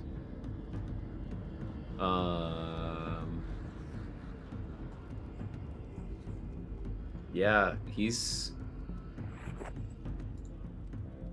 gonna just cast Aegis on himself, Okay. even though he's not expecting to be attacked before his next turn. And that'll Okay. be it for him. And that was Aramis, right? Or was it? Yep. Okay. So that's going to lead us to Petra, who is now, on her back, heard the yell of sleep well. So you could get back to your feet, and then you have to decide what you want to do, Petra, because sleep well yelled. Yeah. The understanding is that we basically you have one turn that if you wanted to, you could prep, because the mech's not going to get to act until its next turn. Then I am going to cast Bolster, and I will tell you guys what Bolster does. You thought about doing this at the beginning before you were fighting a massive I did, and I really wish I had gotten it off. But Yeah. so here's what Bolster does. It is The Dream Extension in the Rubicon Smoke. You inject a boosting stim into your allies, providing a temporary increase in toughness and resilience. Choose up to 3 creatures within range. Each target's hit point maximum and current hit points increase by 5 for the duration. And the duration, by the way, is 8 hours. Wow. But I like Yeah. the idea that you inject the boosting stim with a range of 30 feet. So you just turn, you're like, Yeah, sleep well. Like just Just has a syringe sticking out of him. That's it. Syringes fly up my sleeve. And they hit Sleepwell, and they hit Aramis, and I believe they bounce off Kaz. Doink. No, it should hit you, right? Hit yourself. No, If I can hit- allies. Yeah, it's Oh. allies. Choose up to 3 creatures within range. If This is a good Spot question. were Yeah. alive, That Spot would get this. then Spot would get one. I know that we talked about this, Zach, and that supposedly the Yeah, word came from on high that healing items work the same way. Well, let me look. It's on the blog. Okay, because I'm wondering about a boosting sim. I mean, I love the image of you just like Petra just throwing it into your suit. It's like, come here, you know.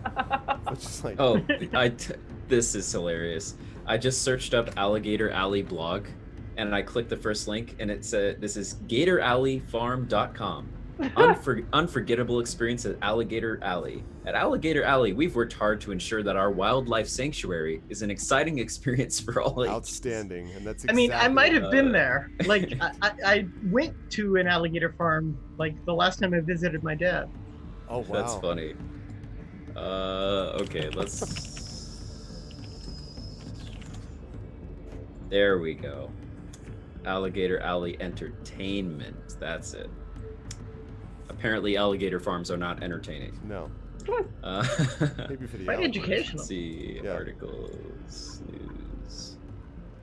I don't think I'm gonna be able to find it quickly enough here. So,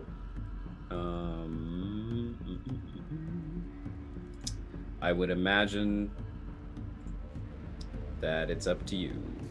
I mean, I'll allow it for now. I'm a little uncertain about, no matter how strongly Petra throws this, it impacted your suit, but Yeah. but that's all right. I will allow it for now. So that means hit point maximum and current hit points. So we will make this. So for you, that would be. I'm gonna put that as 60.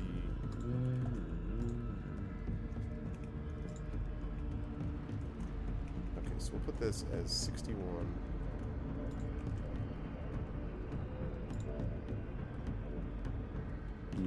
Okay. And Shadow, the question was whether Petra's bolster power would work on Kaz Correct. being a Star Boy. In the previous iteration of the game, it wouldn't have, but the addendum now allows healing powers to work right. on his kind. And so now we're not sure if bolster, especially the way it's described, like needles and syringes flying into people and whatever, if it would actually work on him. I think Greg, it's growing more merciful as the hour grows late, so he's allowing Yes, it for more now. or less. That's right. Okay, so for right now, we're going to say that it does. So that's 60 out of Fair enough. 61, Kaz, because it's both 5 points current and to your maximum. So your Okay. maximum normally be 56, but right now it's 61, and you have 60 points out of 61. Aramis would normally have 35, but he has 40 so he has 20 out of 40 basically because of this. You hit Aramis with this, right? Was Yes. that okay? And Sleepwell would normally have 54, but now has 59, and has 21 hit points at the moment because of the stim. Okay, very effective, very useful. All right, that was Petra, and then I think I assume you're gonna just stay where you are. Oh yeah. For now. Okay, so this creature still is like kind of begins to move slightly again, and we go back up to the top of the round. Now the thing is moving again, so you have about a round to take this thing down, presumably. Sleepwell, you're up. And Kaz is on deck. So this will be the first time I think I'm attacking with this electric baton thing that I Ooh, got, my exciting. staff. Exciting. Nice. And I'm gonna enhance it by using my last luck roll too. Okay. So that'll add a D6 to the attack roll here. So I'll a do good the plan. D20 first. Some Mortal Kombat music. It's 15, which I think would have missed. Yep. 15 But would. then so add another 6 to that, and it becomes look a at that. 21. Hey. 21 will hit. Um, Pow! Sleepwell Beautiful. strikes. So it's a 1d6 plus 1d4, and it does 4 extra to constructs and automatons. All right. Wow. So it's 1d6 first. Let me take that extra damage off. So 6 damage. Okay. All right. Hey. Good rolls for a change. Yep. Here's the d4. 3 more. Wow. So 9 for just 13 damage. 13 damage. All right. And then, do you add your dexterity too? Oh, I didn't add that. So I guess another 2. So okay. 13, 14, 15. Yep. Okay, so it's looking very messed up now. Spark. Amazing. You know, type of thing. All right. Impressive, sleep well. Most impressive. All right. You're gonna stay where you are, I assume, or do you want to disengage 5 feet, or do you want to, or? No, I had to run at it to get there, so that was, I had Okay. to run 15 So feet you're right to there. make Oh, up that's for right. the That's kick. right. So you're right there. Okay. Kaz, you're up next. This thing looks Beautiful. like it's in rough shape. As an aside, I've ended up finding it, or the Bellare Orata, and it says you regain hit points from healing powers and other healing effects, the same as any other organic species. All right. Okay. Nice. Hey. Okay. The only Kaz merciful is- one here is the designers. Okay. Kaz is right next to it because he had just healed Petra. Mhm. So Kaz is, instead of trying to back up and go for the sniper again, Kaz is just going to pull out his energy shiv. His energy shiv. And arm pistol combo. Okay.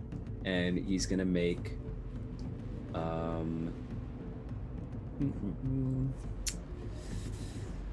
let's make one attack with the pistol and one of the attacks with the energy shiv.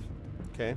And then I also have the speed shot feat, which says if I attack at least once with a one-handed weapon, I can use a pistol shot as a bonus action as well. So it'll be 1 shiv and then 2 pistols. Got it. Here we go. So this will be for the shiv, let's say.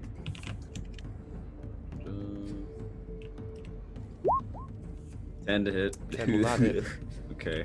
Here's for one of the pistol shots. Ugh, 13 will to not hit. hit either. 18? Will not hit. Ugh, Oh, dang. 18 doesn't hit. Dang. Is I'm not surprised. 19 is the target number. This thing is Okay.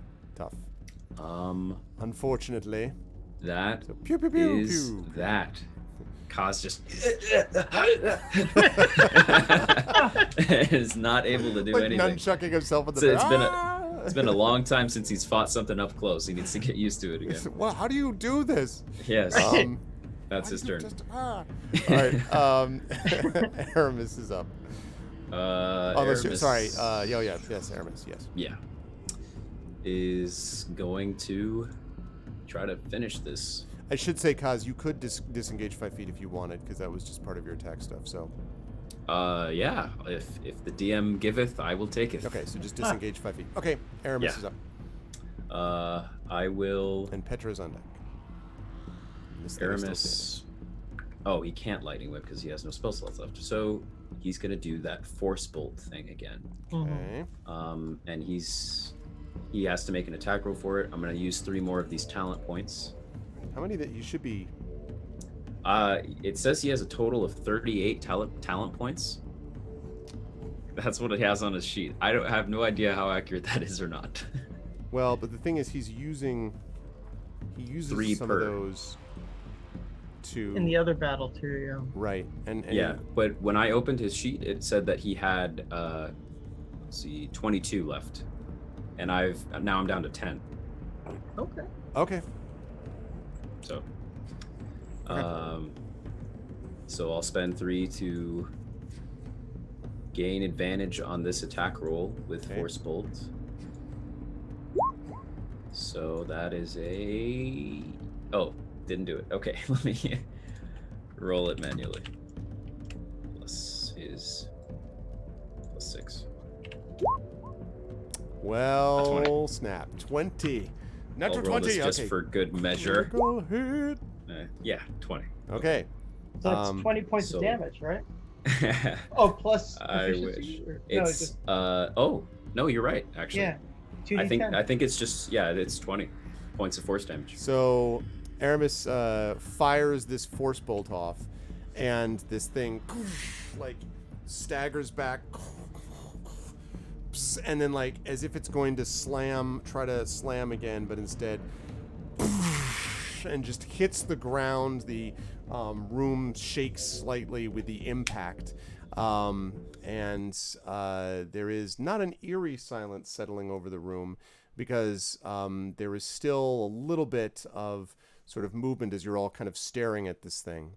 And Kaz, you were standing next to, you were actually looking at Bliss, who is still kind of back arched, the whole business that we talked about before. Yeah. So all of you are kind of standing there. What do you want to do about the Bliss situation, etc.? So, yeah, Ludoku is just immediately at Kaz and going like, "What happened? What, you touched her and something happened. What's going on?" Turns out Winter was willing to help. And as Kaz says that, he's going to try to talk to Winter. So when you talk, you don't get any response. You don't hear anything inside your brain, or inside anything. There seems to be no response at the moment. But you do recall the experience of having something flow through you into Bliss. Kaz says, I think he's helping in there. And he points at the VR headset thing. So I'd done some preliminary exploration of it and had a couple of little successes on it. So I'm going to get back in there and see if I can figure out more about what might be going on. Okay. How do you want to do that? Are you going to kind of like walk up and what are you going to do to make that happen? Basically, I want to see if I can basically. Yeah, what exactly am I going to do? Because I'm not going to put it on. Is there a computer terminal in here? There does not appear to be, not one that you see. I mean, technically, it's part of my gear. No, I think I got rid of that. Yeah, you have. You have the one that you repaired. The right. But yeah. On these things, is there a display option? Like, does it have its own display besides the VR? It doesn't look like it. It's a self-display. So like right, a self-display. You have to put it on to do it. Right. Yeah, I'm not sure how I can get access to it. I will say one thing. Sorry, there is a light that lets you know that it's on and like functional, and the light is on Bliss's. Is there an off switch? Not one that's obvious. It looks like that might be something you'd have to trigger like mentally, like turn on, turn off based on mental command. Clap on. Yeah, basically. Yeah. You could try to hack it, Sleepwell, but it's dangerous because it's already dangerous what's going on. I feel like Sleepwell's like it would be. He just announces that it would be dangerous to try to hack it right now. It would be really nice to know what's going on with Winter in there and like what exactly it's doing. Well, we also have him. And Kaz gestures over to Merrick, who has been very hastily bandaged. Yeah. And I say, and we also have her. And I turn to Petra. It's like, Petra, you've had some luck talking psychically with machines? Yeah, do you want me to try? Is that what this is leading up to? Yeah. Can you see if you can? I will go up, Arv, and place my mind in contact with the machine, if possible. So when you just do that by making physical contact, I want to be clear. Like when you yes, okay. I'll lay my hand and. When you do this, and you put your hand on, let's say, Bliss's forehead, let us say, there, you find yourself for a moment, you have this strange experience of sort of, as has been the case with the Hyperlance interfaces, where you kind of are looking at yourself interfacing for a moment, but that only lasts for a moment. And then you find yourself inside, not unlike the Hyperlance kind of wireframe room. I think we talked about this as being something like out of the Matrix, essentially, right? Uh-huh. And you find yourself in there. There is kind of this like this pulsing sound all around you. And as you look around, you see that finding Bliss in the sim is actually as easy as finding the sun in the daytime because of how bright her avatar is. Right now, you see yourself looking at, apparently, the true face of Bliss, this noble Kesh, blue-skinned, kind of staring off into the distance. But as you look and see her, you can see that her arms are outstretched, and coming from her body are hundreds of these tendrils that are branching off of her and merging into the walls of this wireframe room around you. And you can see that her image seems to be gradually fading as if she is pouring herself into the sim. Standing next to her, you see this tall, rather handsome, I suppose, looking creature, maybe human, with long white hair, and he's standing with his arms folded.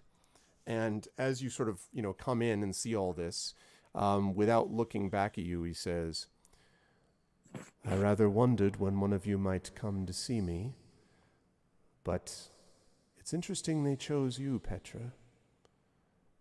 You can see for yourself a little of what's going on here." Now, you, of course, have not interacted to this point with you don't know what this Short is. winter. Let me put it this way. Right. But you could maybe take a guess.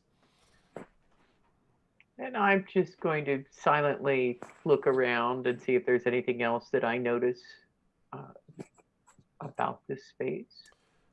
The one thing that's clear is that the tendrils are growing brighter. Indeed, the room around you is growing brighter as Bliss's image dims. I say, what happens when Bliss gets all used up?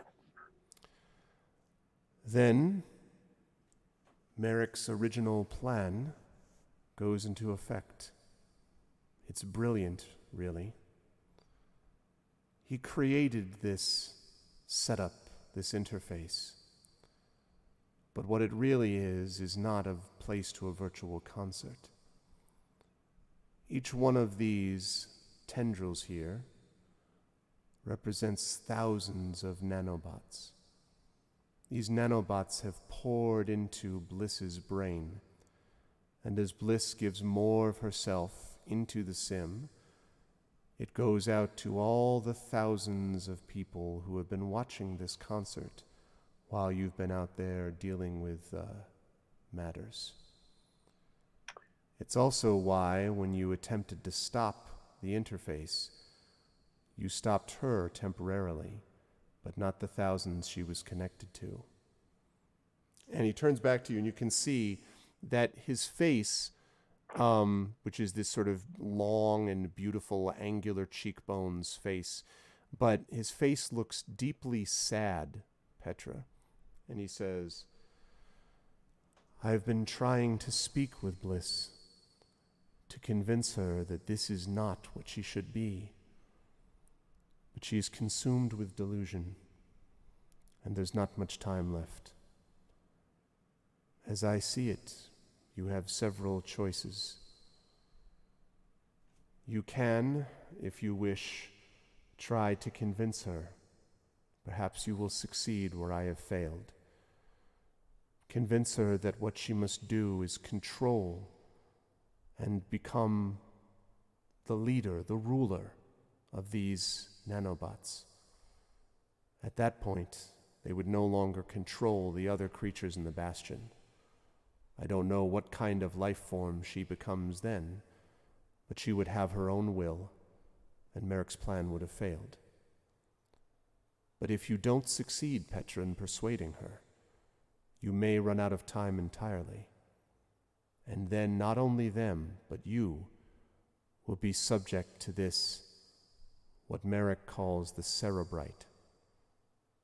I don't know what would happen to you, but I don't think it would be pretty." So what are the sorry, go ahead. No, go ahead. What are the alternatives to persuading her? Is one to kill her? And he nods sadly. Yes, more reliable, but more permanent. Is there no way? And the threat comes to an end. But there's another problem. Kill her, and you may never know the connection to Laris, how he set this up in the first place. Though at this point, I suspect that my brother, he kind of looks around the wireframe, is already feeling the little poke of his brother bothering him again. And there's no way to disrupt this flow, because that seems to me like a third alternative. If you can remove the interface from the outside without killing her, which will be difficult, then you would save her, and you would stop the threat for the moment. But she can never again become part of a sim. The minute she did, the nanobots which remain in stasis in her brain would take over and finish the process. It would mean her career and the things she's built her life doing would come to an end. So, convince her, kill her, or end her career. And he kind of looks at you, he says, I don't envy you your choice, but it's one that only you can make.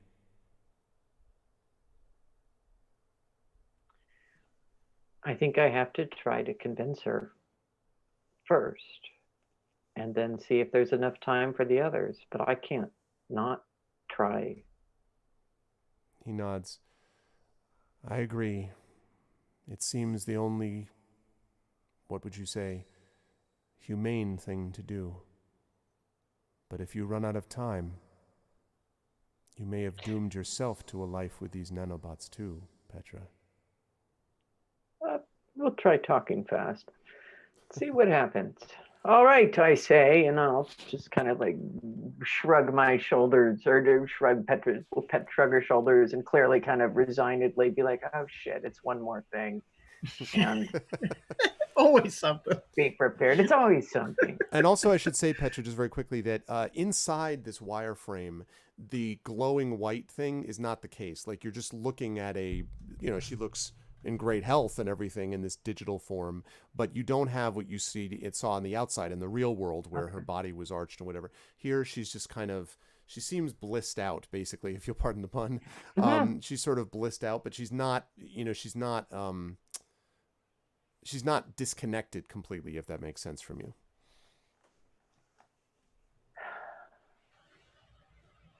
How do I talk to her? Well, I would say use your best methods of persuasion that don't involve swinging hammers. Mm-hmm. She can hear you here. And he kind of steps back and watches. And I'm going to look directly at Bliss and say, I made the choice whether or not to talk to you or to just pop on out and kill you. So maybe we should talk a little bit. What do you think? I am one with the cosmos. You are a very silly person and you're being ridiculous. And people are laughing at you. So why don't you come on out? Oh. I'm alone. And I'm going to, I will point out that Petra does have, although I don't mention it often, a 16 charisma. So she's going to bring the full force of her will. And is this a persuasion or it an is intimidation, Petra? Let's try persuasion. Okay. I will mention to chat that inspirations exist, and if I'm just saying, if anyone was just mention that while I type into the wrong window. Wait. I disturbed. Kevin, Wait, no, we did. Yes, Kevin guys inspired Petra. Okay. Thank you, Kevin. All right, let's see how this does. All right. What were you going to say, Carlos? I was gonna say Petra has an inspiration left over from Yes. before. And that's what Oh that is. yeah. Oh, really? So- Okay. Yeah. I'll give you your inspiration back, Kevin. My bad. Roll 1 is a 16. Okay. Roll 2, please. Today it is a really good time. Is it 19? Hey. Okay. All right. Sorry, let me just before I forget. Okay, Kevin guy, there's yours back. So okay, so on that 19, do you say to her just you're being silly and stop, or what else do you say? I tell her people are laughing at her. This is a performer. They are nothing but vanity. I am going to appeal to her vanity. And she looks back and she kind of for a minute. Why would they laugh at me? It's okay. I'm your friend. We'll they're just being mean. Yeah, I know it's shitty. It's okay. Let's go rethink how to brand your career or whatever it is you people do. What do I do? And behind you, you can hear Winter say, "And now what? Do you tell her to control them? Seize control of them? She's listening to you, Petra."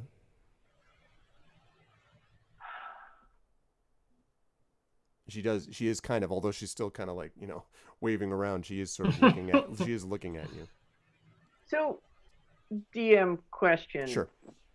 Because what I really want is for her to break away from them and break the connection. But it sounds like from what the long winter has said that's not possible.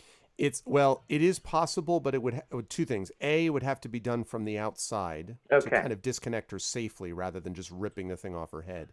And two, the problem is that would ensure that she could never, ever do a sim performance anywhere. So it just essentially end her career forever. Well, she doesn't need to know that. Okay, part. that's fair. But that's totally not that's getting fair. Well, I mean, you could also, as far as that goes, you could try to persuade her that that's the best thing.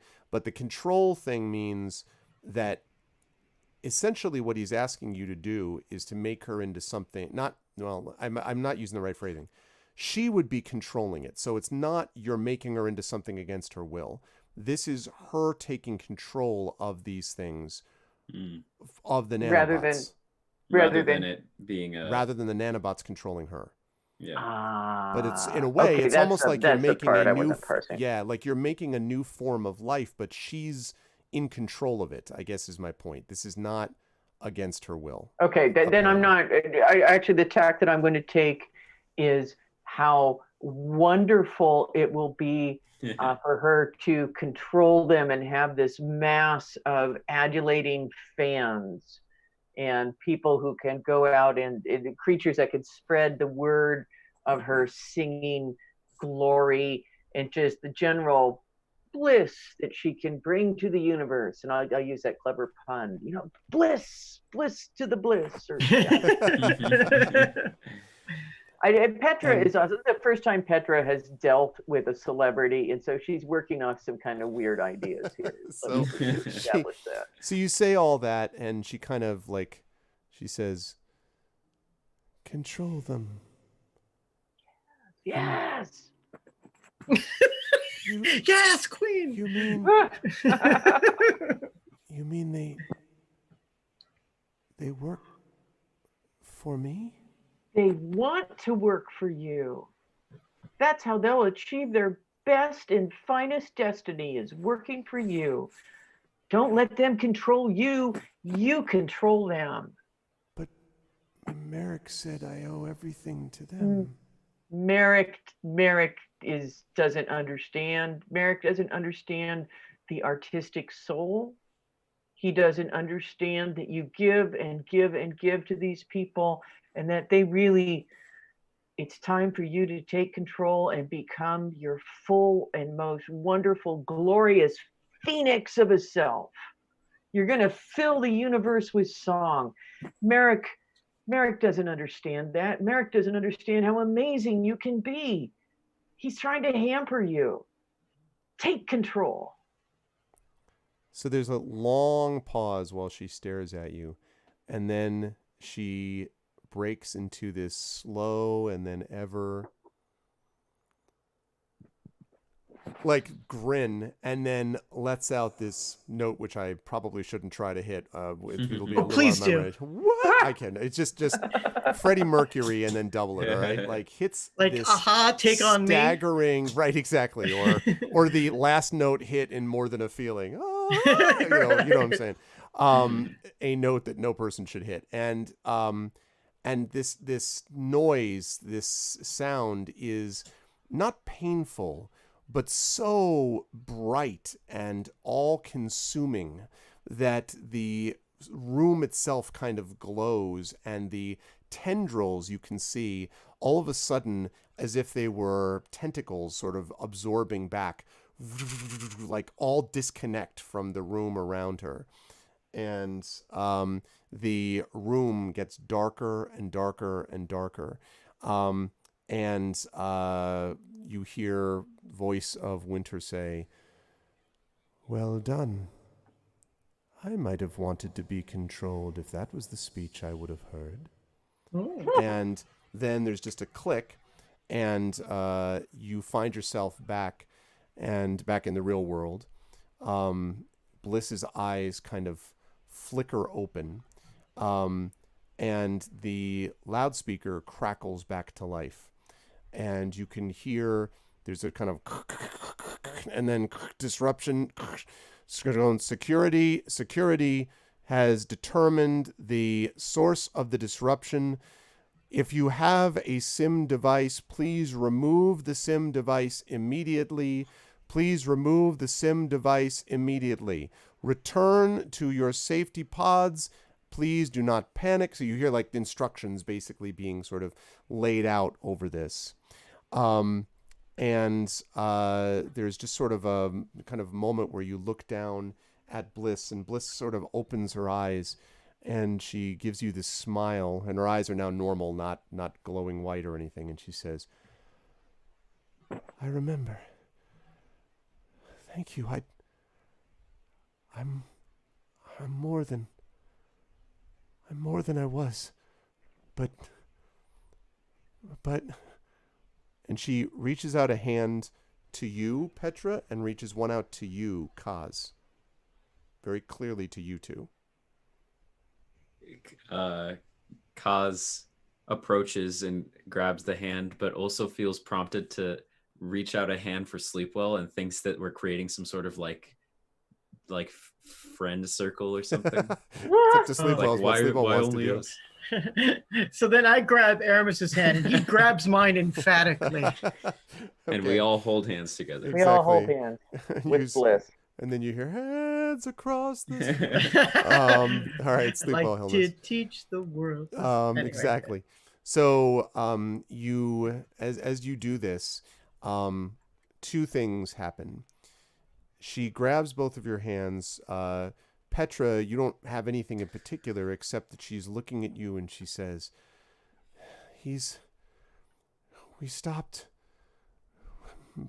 but it's not over.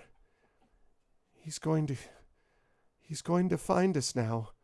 And then she looks, Petra, from you over to Kaz, and she stares right at you. And she says, he's going to find us. And Kaz, in the back of your head, you hear a familiar voice. She's right. You saved the Bastion. But my brother is coming. And that is where we will bring the session to a close, and we will end the Sensations of Bliss. Oh, wow. Level 8? Well, I'm just about to double check. Hold on. I had a feeling that moment was coming. Got to do some calculations Just here. wait just a second to see whether that is in fact the case. Let us see. I am happy to inform you that you have indeed leveled to level 8. Yay!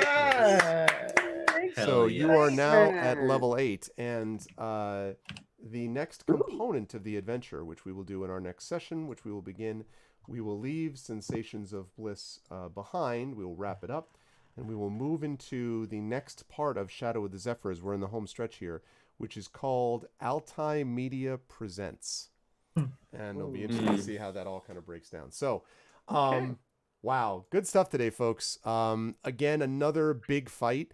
I expect our next session is going to have considerably less combat, but we've had 2 sessions in a row. And this was, I mean, like, I was, in prepping for this, I was looking at these some of the stats on these things. I'm like, they're going to know they were in a boss fight when they're done with this. Like, this thing is nasty.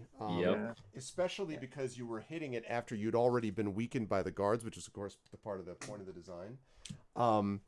But it was interesting to me to watch you dealing with it. And I felt bad because all of you were trying some things, especially I felt bad for Carlos because you were trying things. You're like, God damn it, why isn't this working? And it was like, it is working.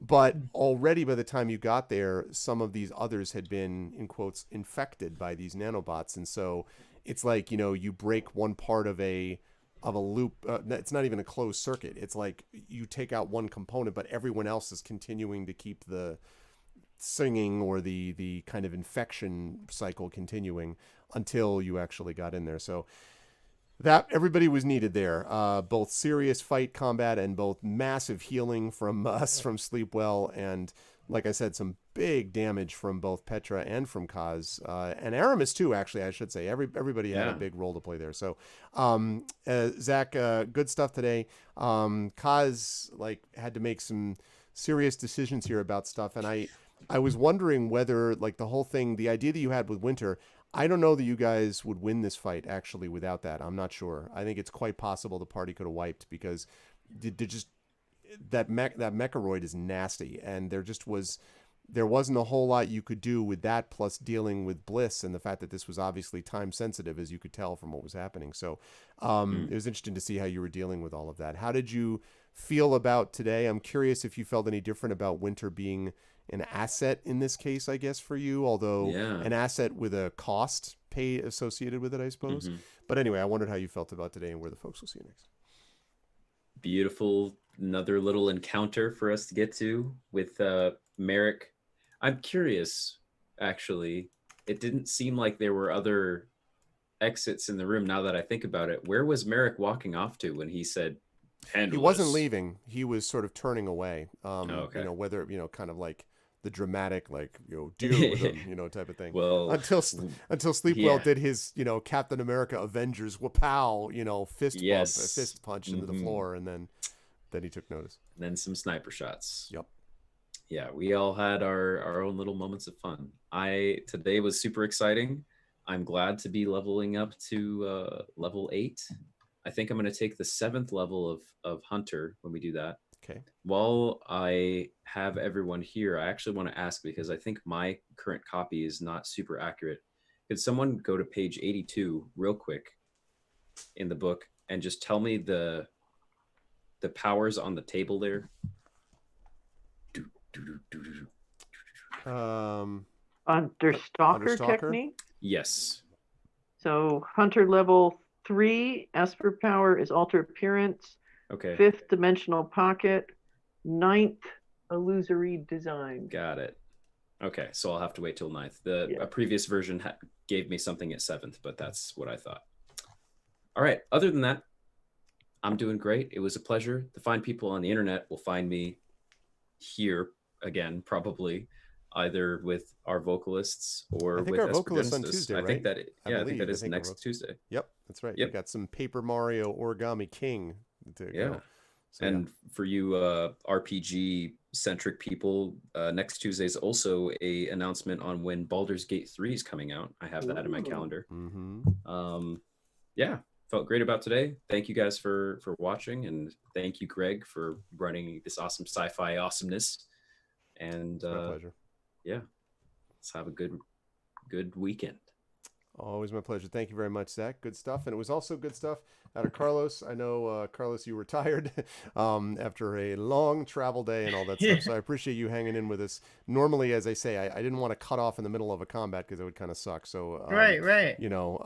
but This was it was really interesting to see, and I felt bad because again, you were absolutely making the right calls, but you were making the right calls without the information about what was happening internally, which is not your fault. And so it was kind of you worked around it, and you're like, all right, well, but it was actually a varied combat for you because you were doing some of that, and you were also obviously throwing out every conceivable healing that I could think of to try to keep everyone up and going because they needed every last bit of it to keep going. So how'd you feel about today? Where would the lovely folks see you next? Yeah. So it's like, this is a boss fight. So, a well-designed boss fight basically takes every last resource out of you and you win with 1 hit point. And we were basically there, It was, considering all the minus hit points that we had to deal with there at some point. The rig I only remembered as a heal, like out of desperation. It's like we need more healing. Oh, I do have one, so like I was looking it up between rounds and stuff, and so like that sort of thing. So tons of fun. I mean, I think Kaz was like the secret hero who took out Merrick, basically with those humongous sniper shots, because I have a feeling he had a lot more dangerous attacks that we never even saw, then Petra basically just like standing toe to toe with that stupid thing the whole time. So people will see me tomorrow at Reconvene. So the folks who run BossCon are basically trying to figure out how to run a con. And so they've created a mini con as a test con to try to figure it out. And so a bunch of great people at Reconvene, just like a lot of favorites in the science fiction fantasy community will be there. And so I suggest everybody go listen to Kat's keynote in the morning, but then at 4:00, I'm going to be presenting with the likes of like Ellen Kushner, and we're going to be talking about world building together. And it's like a full schedule of events going on. I mean, you can just see like, the people that they've got on screen there. Max Gladstone, Elliot de Bedard, Andrea Hairston, Rebecca Roanhorse. Martha Wells, wow, Catherine Valenti, CSE Cooney. So like, so tons of great people. And, so this is going to be tomorrow. I will be presenting at 4:00. It's like it's a mini con. So it's not very long or anything, but, you do have to register. As you can see, they're capping registrations at 700. So if you're interested, take a look at Reconvene. Very, very cool. And I got the chance, thanks to Carlos putting in a good word for me, to do BossCon. Was like one of 2 cons I got to do this year because it was in February before everything happened. So yeah, good people. That's great. That's awesome. Well, thank you, Carlos. Always a pleasure. And thank you, Greg. To seeing you in the next session. And also thank you to Kat. Again, I mean, like if you ever wanted to hit things with your hammer a lot, I mean, you really got the chance to. My favorite moment, I have to say, just combat wise, is you getting knocked down, you come back, you step up, slam the hell out of it, and got knocked right back down again. Like if that isn't just like peak Petra, like that just, that's also great. Chumbawamba, right? Yeah. I get knocked down, but I get up again. But I'd say actually, very quick side note. Do you know bizarrely what film Chumbawamba did the soundtrack to? I remember it. I mean, I remember hearing it, and now I'm not remembering it. It was like Priest or some weird thing like that. Well, it was Chumbawamba did the soundtrack to Alexander Cox's The Revengers Tragedy with Chris Eccleston as Vindice, which is very random. Like just like and that version is actually a cool version. Derek Jacobi's in it and other but just randomly the fact that Chumbawamba did it, they're always like, what? Anyway, sorry. I don't know why I thought of that. Maybe because it's late and you mentioned Chumbawamba. But anyway, so that was good. But then also, Petra, you did it. I thought it was, again, a very Petra way to persuade, which seemed appropriate to me in that moment because you didn't really have time to go like, let me go talk to the other people and ask what they have to say. You do have a high charisma, but as you said, it was like watching you deal with a celebrity and being like, what would work for a celebrity? It fit, but it also felt very much like Petra dealing with a celebrity. You know what I mean? It felt very much on brand. So how did you feel about today? Where will the lovely folks see you next? You can see me at the Quills conference tomorrow. And then I'm around online most of the time, pretty much. Good stuff. But thank you, Kat. Always a pleasure. And as I say, it was enjoyable to see the stuff that you came up with today. And of course, last but certainly not least, Johnny had his power out and still had his power out. So, our hearts go out to you, Johnny, and we hope that you're staying cool and all that. I think he said that power was going to be restored supposedly sometime today. So hopefully that is the case for him. But normally he played Aramis, and yeah, and your party will explain to you why Spot is not around right now. That is just terrible. That was like the worst night, like the worst moment of the night. Yep. Maybe the whole campaign. Singed by Mecharoid. Interesting way to go. But anyway, I will let these fine people go because we ran over tonight. Thank you so much, everybody. Great stuff. I will see you folks in a couple of weeks, he said. 2 weeks, I think. 2 weeks. Yeah, 2 weeks. For the beginning of Altai Media Presents as we close in this. We're in the home stretch, as I say, for Shadow of the Zephyr campaign. Thank you so much to Kat Rambo, to Carlos Hernandez, and to Zach Clay. Chat, can we get some love for the wonderful players? Thanks a lot. And for our GM, thank you, Greg. Yes, thank you, Greg. Always my pleasure. Thank you all so much. Take care. Bye for now. All right. So, good stuff. Yeah, that was a lot of fun.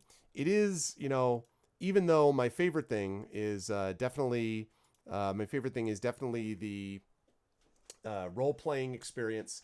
I still, your blood definitely gets pumping a little bit when you've got a good combat that goes with that. And I was not sure about how all this was going to go down in the end. It was kind of interesting. I wasn't sure how this was all going to break in the right way, but it did break in the right way for them in the end. And so they did it. They pulled it out. But again, at what cost? So we will see what happens. But I hope you folks enjoyed it. And if you did, and you're like, where can I find more such great role playing? You're going to see more of it tomorrow, or I guess later today if you're on the East Coast, because starting at 7 p.m. Eastern, we will have more of D&D with Infinity and Beyond Curse of Strahd, as that campaign is moving into some serious home stretch territory, although the party has got some stuff they got to do first before they manage all that. So it's going to be fun to kind of see how they handle things in that campaign also.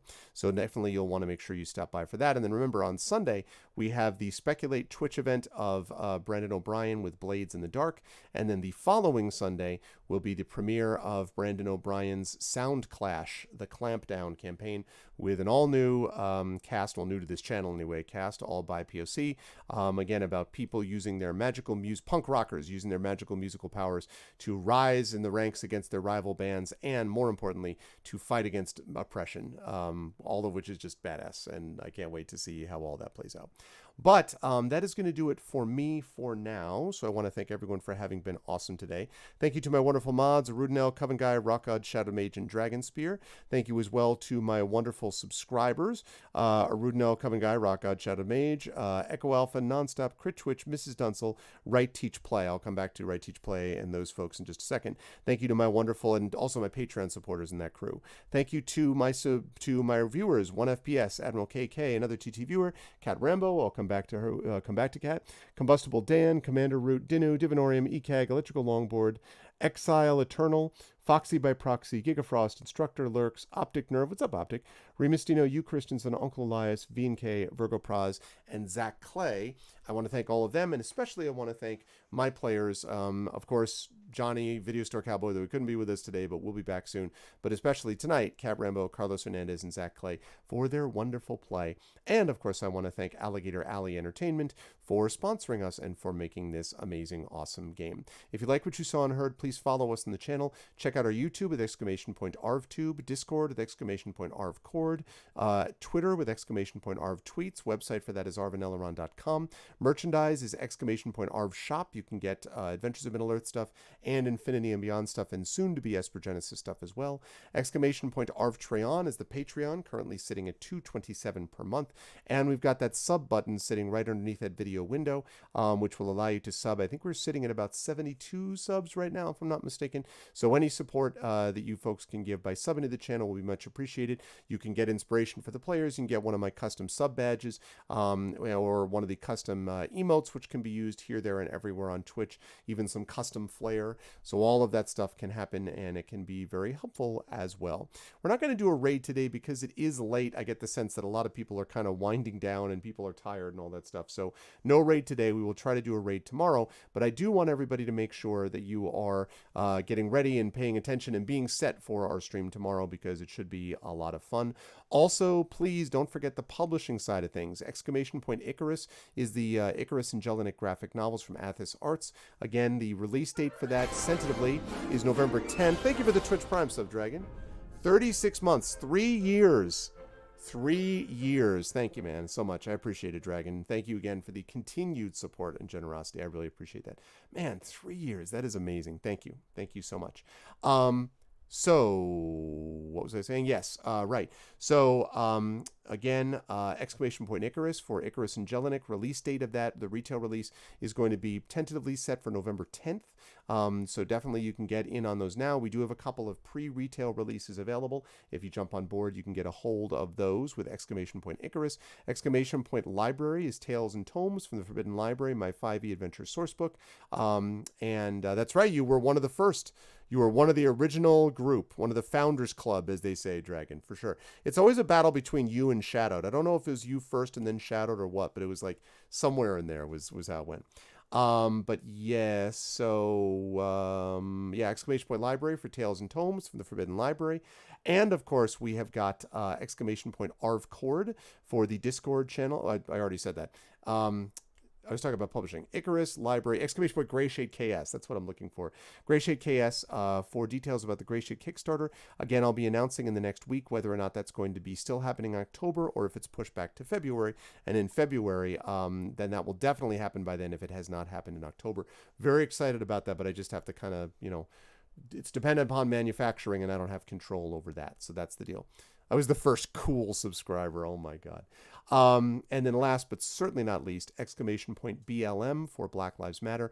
Please make sure you click and check that link for resources and details, again, about education, on how to educate yourself, about Black Lives Matter's issues, about how to be a good ally, about how to educate your kids, how to educate friends, and all that sort of thing, how to make a good and successful protest, and all that. And even, of course, in some ways, just as importantly, to donate, how to be able to donate and support with resources, things that are valuable to the Black Lives Matter movement. All of that can be found on that link, and we will continue to do that. And again, if you want to see more about things that are sort of reaching out to support this, I encourage everybody again to check out that Sound Clash game, which is going to be by Brandon O'Brien a week from tomorrow, Sunday, 7. I believe we have that set for either 7 or 8 p.m. Eastern for that Sunday.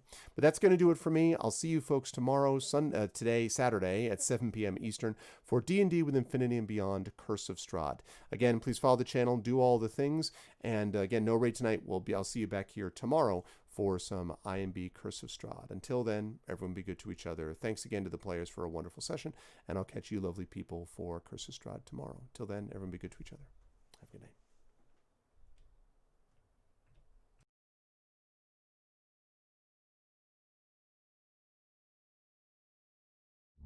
When I was a child, I talked like a child. I thought like a child. I reasoned like a child. When I grew older, I set aside childish ways. Corinthians 13:11. In the distant future, mankind has spread into the stars and found it is not alone.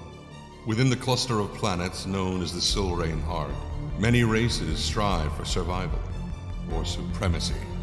But throughout this array of planets, societies, and cultures, each has one thing in common: the Crucibles. Scattered throughout the galaxy, each moon-sized structure contains a core of raw sorin, a form of mysterious energy used to power ships, cities, and sometimes the warping of the fabric of reality itself. Beings who can do this have been given a name: Espers. The power of God has been granted to God's children. It is a time of terror. It is a time of wonder. It is the time of Esper Genesis.